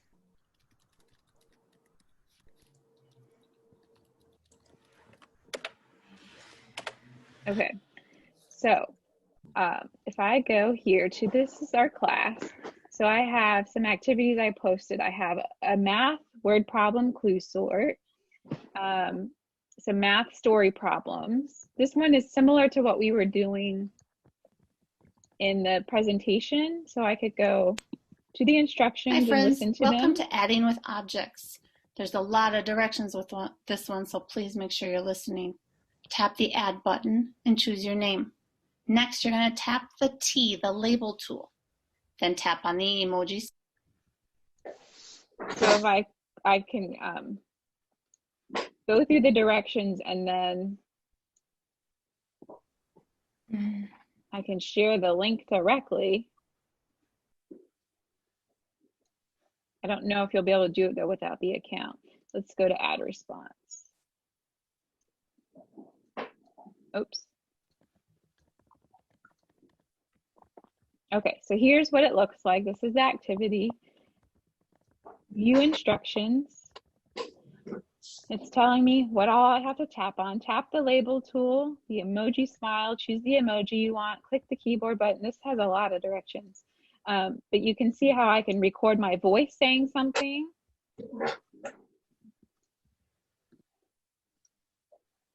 Okay, I'm going to add 1 circle plus 1 circle equals 2 circles.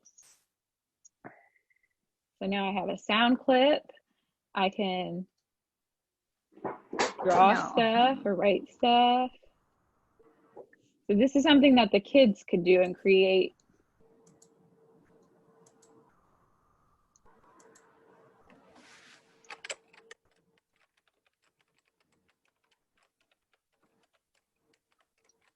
And then I check off that I'm done. And it will make a PDF of it or an image of it with my work, and I can share that. That one's not as fun though. Let me go to one of the other ones I made.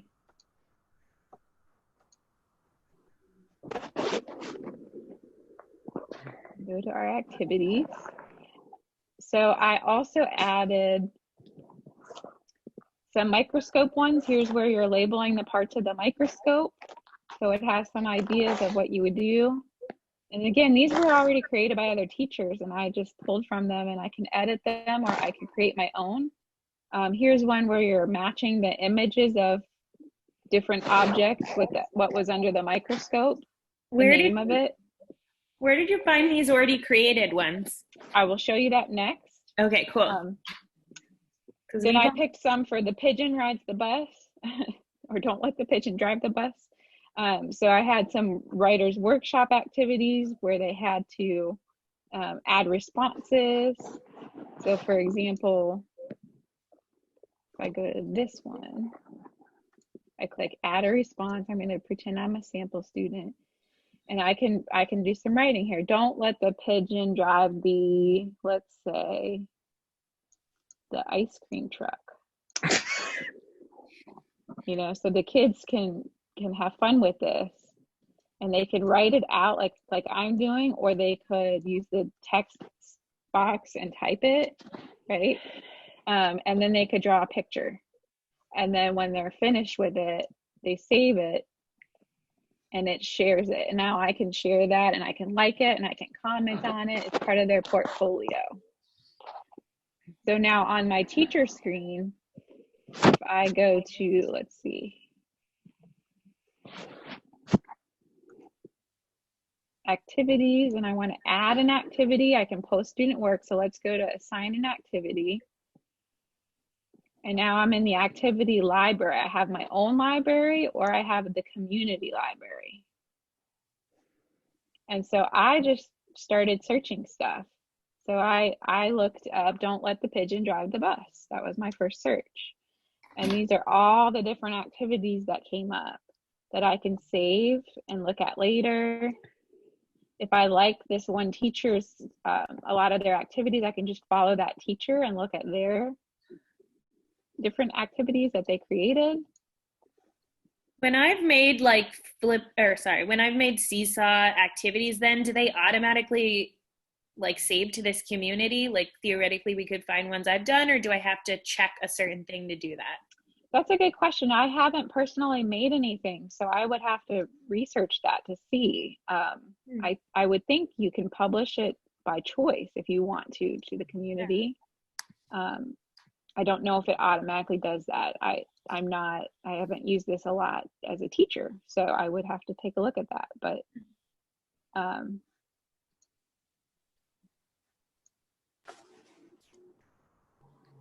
yeah, I don't know if it has that option when you create one. Let's see if I go to add, assign activity.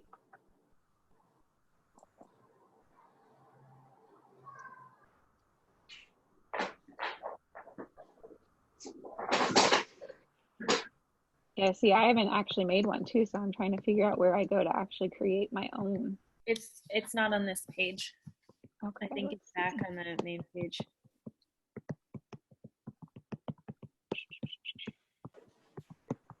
I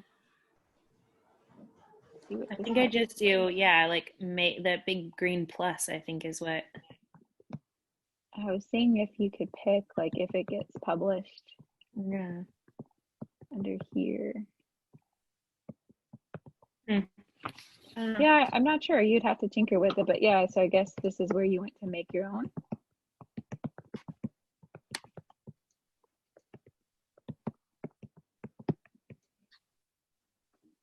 So this is a good example of how I'm not an expert in all these tools, but I play with them, and I'll get better the more I play with them. And that's the same idea, that you want to have that mindset when you're exploring, because there's always a new tool.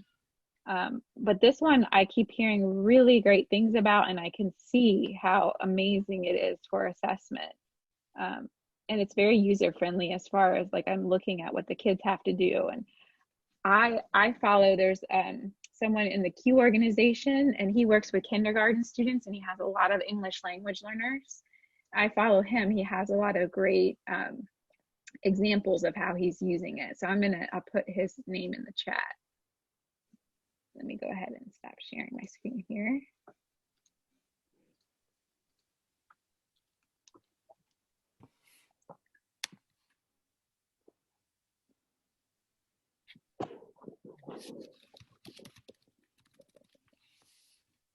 Okay, so I'll find his, because I don't think I saved it, but I want to show you so we can wrap up here.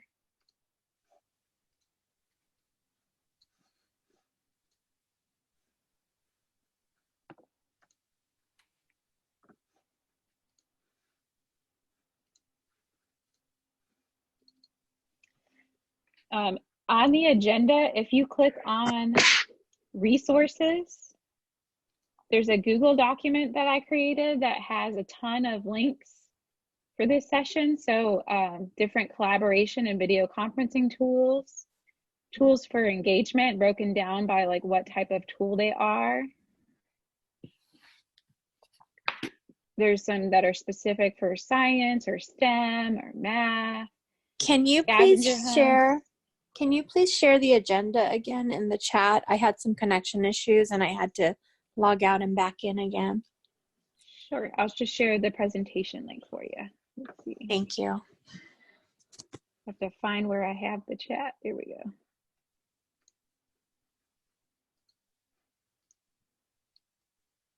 Yes, Vanessa, great question about claiming extra time. I would say yes. You can add in your attendance form since we've gone over. I'm sorry, I probably missed this, but who do we report the time to? How do we claim it? So in the presentation link that I just shared on the agenda slide here, there's a link here for attendance to a Google form that you need to fill out.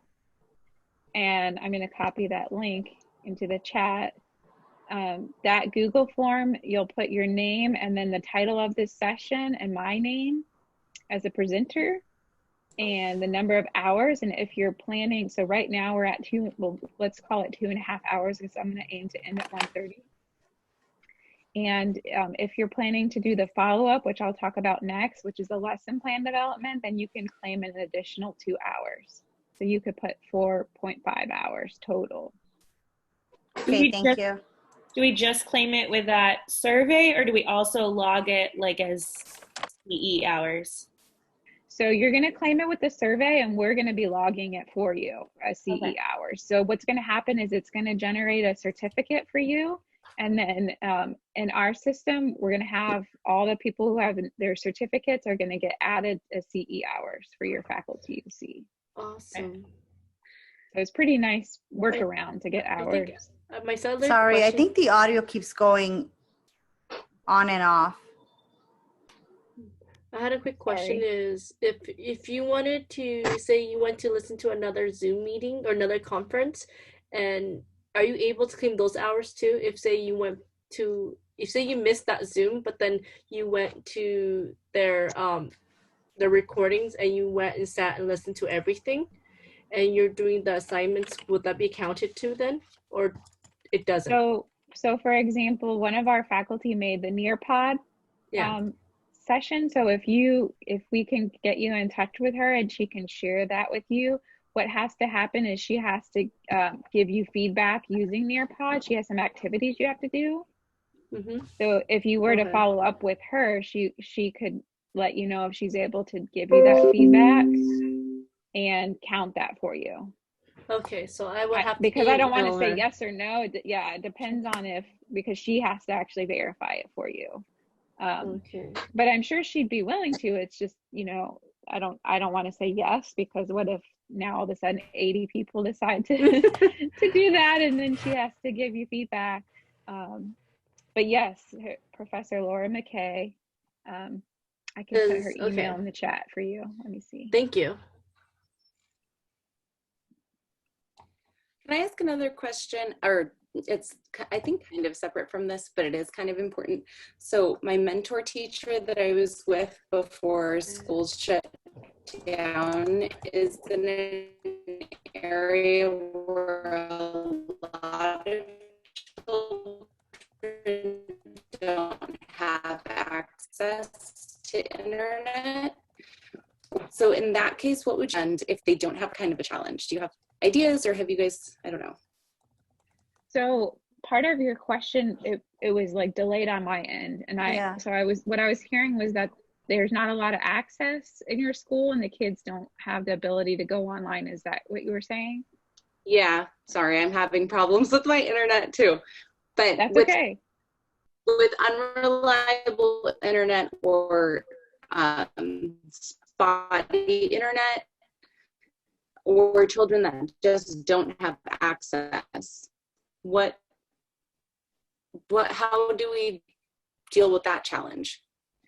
So I know that some of the school districts are giving devices to the students and loaning them, and it depends on the school district and what their policy is and what they have access to. But I have heard that. I know a lot of the cable company and a lot of organizations are trying to give free Wi-Fi to communities.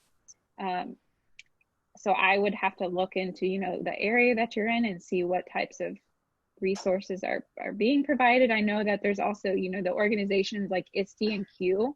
Right now, they're trying to lobby to get some funding to give more devices and access to other people who don't have it. And I think it's kind of a work in progress.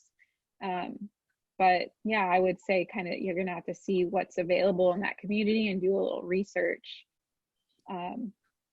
and hope that there's something to help them stay connected.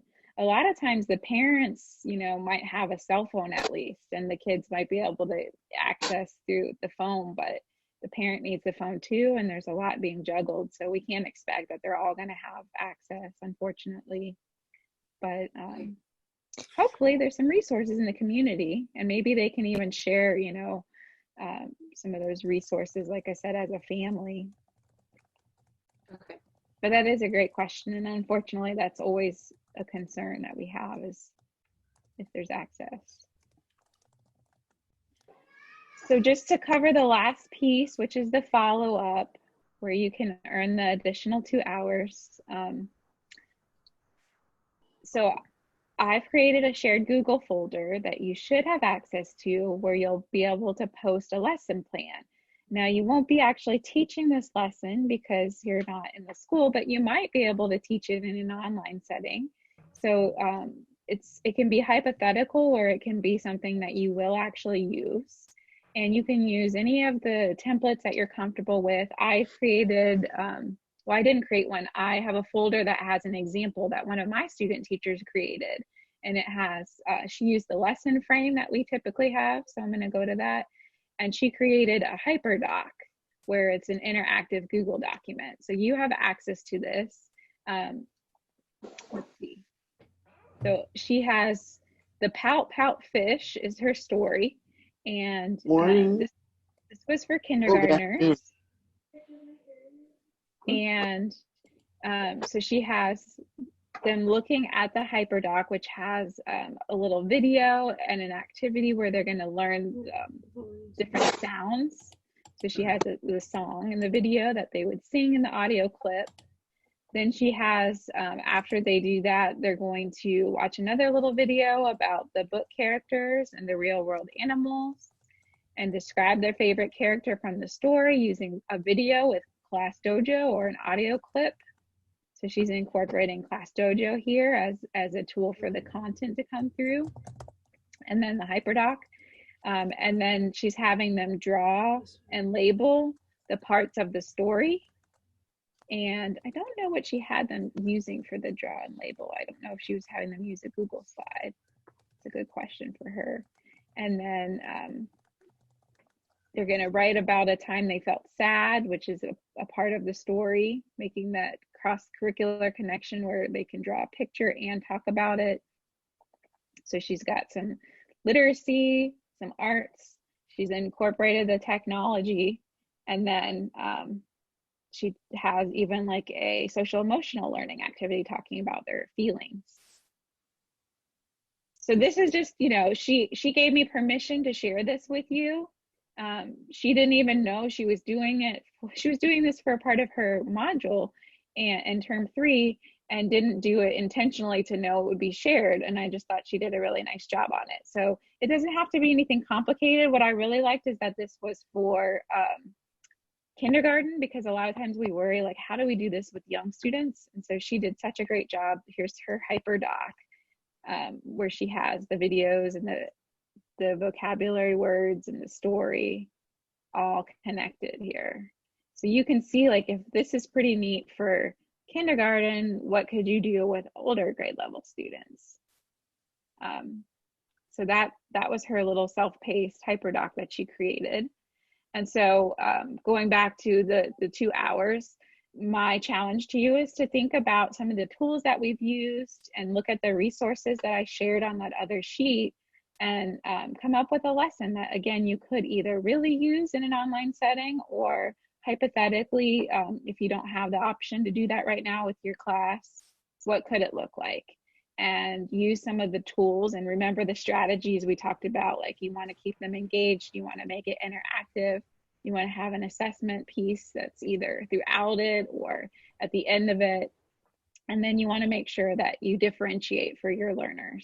So maybe you give them some different apps or different levels of activities within the apps. And then you're going to share that. When you were saying about going to Google Drive folder, so if I open the, you know how I downloaded the PowerPoint? Yes. Are you supposed to click on it? Because I can't. It doesn't let me go in. So do I have to? Let me put the link in the chat.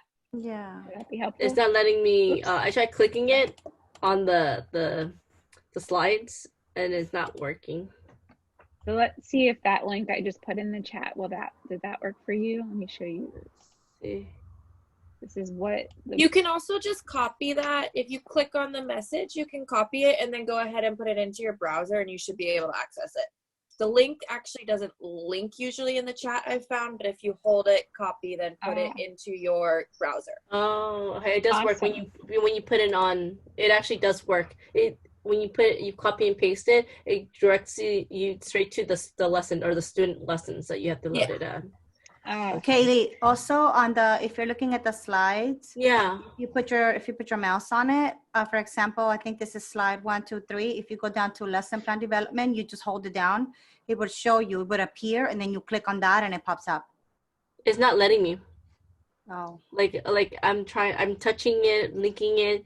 On the slides, it's not letting me at all to click on lesson plan development and just hold it down on slide 3. Oh, slide 3. Okay. And see if you can copy the link. And then just hold it down, click on it, hold it, and then it pops up. Something pops up at the bottom. Blue letters, student lessons. Nope, nothing. Just click on it. No. Now I will send all of you a follow-up email too with these links. So you'll have it all in one place. Okay. Did you make a copy of it, Kaylee?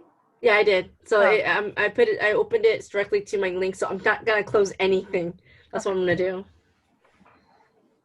So I'll send that to you just in case. And then also, I just wanted you to know in the chat, if you look on the right side of the chat, the little dots, you can click on that and you can actually download the chat. Wow. So all the things that we've been saying and sharing, you can save that chat. Wait. Oh, save the chat. Oh, okay. Oh, that's cool. And that way you have everything. That is awesome. And then I'll post the recording. So you'll have the recording, you'll have the slides, the handout, and then you'll have that folder. And then my goal is if you can share with me if you do a lesson by the 15th, because I need to have time to give you feedback and to submit your hours so that you get credit before grades are due. And since the term ends on the 17th, I need at least a couple days turnaround to get that done. So it's not a long time, but if you need the hours, then this is an opportunity to get hours. And if you don't need the hours, then you don't have to create the lesson plan. It's really up to you.